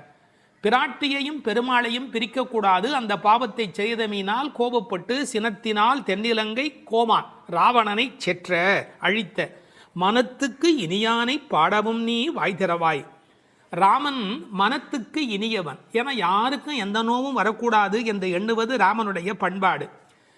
எப்படி என்று குகனை போன்ற அன்பர்கள் வருகிறார்கள். இவன் தாழ்ந்தவன் என்று நினைக்கல, ஏழை ஏதலன் கீழ்மகன் என்னாது அவனோடு அன்பு பாராட்டுகிறார். கிளிக்கு யாருடைய பெயர் வைப்பது என்று கேட்கிறாள். கைகேயி அம்மாவுடைய பெயரை வை என்று சொல்லுகிறார். இப்படி எல்லோருக்கும் மனத்துக்கு இனியனாயிருந்த அழகை வைமு கோபாலகிருஷ்ணமாச்சாரியார் உரையிலே ராமாயண பாடல்ல இருந்தே பல குறிப்பு சொல்லுகிறார். மனத்துக்கினியானே என்ற தொடர்க்கு நட்பினர் நொதுமலாளர் பகைவர் ஆகிய மூவகையர் மனத்துக்கும் இனியவன் என்று பொருள் கொள்ளலாம். குகனை விடுங்கள், அடுத்தாற் போல வாலிக்கும் ராவணனுக்கும் கூட இனியனாயிருந்தான் என்றோ. மூக்கும் காதும் வெம்முரண் முலை கண்களும் முறையால் இழந்து அரற்றிய சூர்ப்பனகையும் போக்கினீர் என் நாசி பொய்த்து என் என்றும் மேக்குயரும் நெடுமூக்கு மடந்தையர்க்கு மிகையன்றோ என்றும் பிழை செய்தீரோ என்றும் சூர்ப்பனகை ராமனை புகழ்ந்து பாடுகிறாள். மார்பில் ராமபானம் பாய்ந்து நின்ற நேலையும் வாலி ஓவியத்து எழுத ஒண்ணா உருவத்தாய் என்று சொல்லுகிறான். ஆவி போம் வேலைவாய் அறிவு தந்து அருளினாய் என்று பேசுகிறான். ராவணன் மாலியவானிடத்திலே வந்து சொல்லுகிற போது நாசம் வந்துற்ற காலை நல்லதோர் பகையை பெற்றேன் என்றார். அது மட்டுமல்ல, ராமனுடைய தோற்றத்தை பார்த்துவிட்டு சொல்லுகிறான். ராகவன் மேனி நோக்கி தீயன கொடிய வீர சேவகச் செய்வை கண்டால் நாயன தகுதும் அன்றே காமனும் நாமும் எல்லாம் என்று பகைவனை கொண்டாடுகிறான் ராவணன். எனவே ராமனிடத்தில் எல்லோரும் அன்பு பாராட்டுகிற காரணத்தினாலே அவன் மனத்துக்கு இனியவனாக இருக்கின்றான். அந்த மனத்துக்கு இனியானை நாம் பாட இனித்தான் எழுந்திராய். ராமாயணமே சொல்லிவிட்டோம், இன்னும் நீ எழவில்லையே, ஈதென்ன பேருறக்கம். இந்த உறக்கம் நியாயமா? இப்படி தூங்கி தொலைக்கிறாயே. அனைத்தில்லத்தாரும் அறிந்தார். உனக்கு வெக்கமா இல்லை? பக்கம் வீடு எதிர் வீடு எல்லாருமே நீ எழவில்லை என்பதை தெரிந்து வைத்திருக்கிறார். மனிதர்களுடைய இயல்பு தன்னை பற்றி அக்கம் பக்கம் என்ன நினைக்கும் என்கிற ஒரு கூச்ச சுபாவம் உண்டு. அதை இந்த இடத்துல எடுத்து சொல்லி அனைத்தில்லத்தாரும் அறிந்து என்று உரை எழுதினார்கள். ராமானுஜரை நினைவூட்டி உரையிலே இன்னொரு குறிப்பு சொன்னார்கள். திருக்கோஷ்டியூர் கோபுரத்தின் மேல் ஏறி திருவெட்டெழுத்தினுடைய பொருளை ஓரான் வழி உபதேசமாக வருகின்ற ஒன்றை கூட எல்லாரும் அனைத்தில்லத்தாரும் அறியும்படியாக சொன்னவர் ஸ்ரீ ராமானுஜர் அல்லவா? அவரை இந்த இடத்தில் நினைவு கூர்ந்து இந்த பாடல் நிறைவு பெறுகிறது.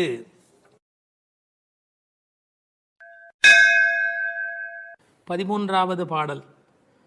புள்ளின் வாய் கீண்டானே பொல்லா அரக்கனை கிள்ளிக் களைந்தானே, கீர்த்திமை பாடிப்போய் பிள்ளைகள் எல்லோரும் பாவை களம் புக்கார், வெள்ளி எழுந்து வியாழம் உறங்கிற்று புள்ளும் சிலம்பினகான், போதரிக் கண்ணினாய் குள்ளக் குளிரக் குடைந்து நீராடாதே பள்ளி கிடத்தியோ, பாவாய் நீ நன்னாளால் கள்ளம் தவிர்ந்து கலந்தேலோர் எம்பாவாய்.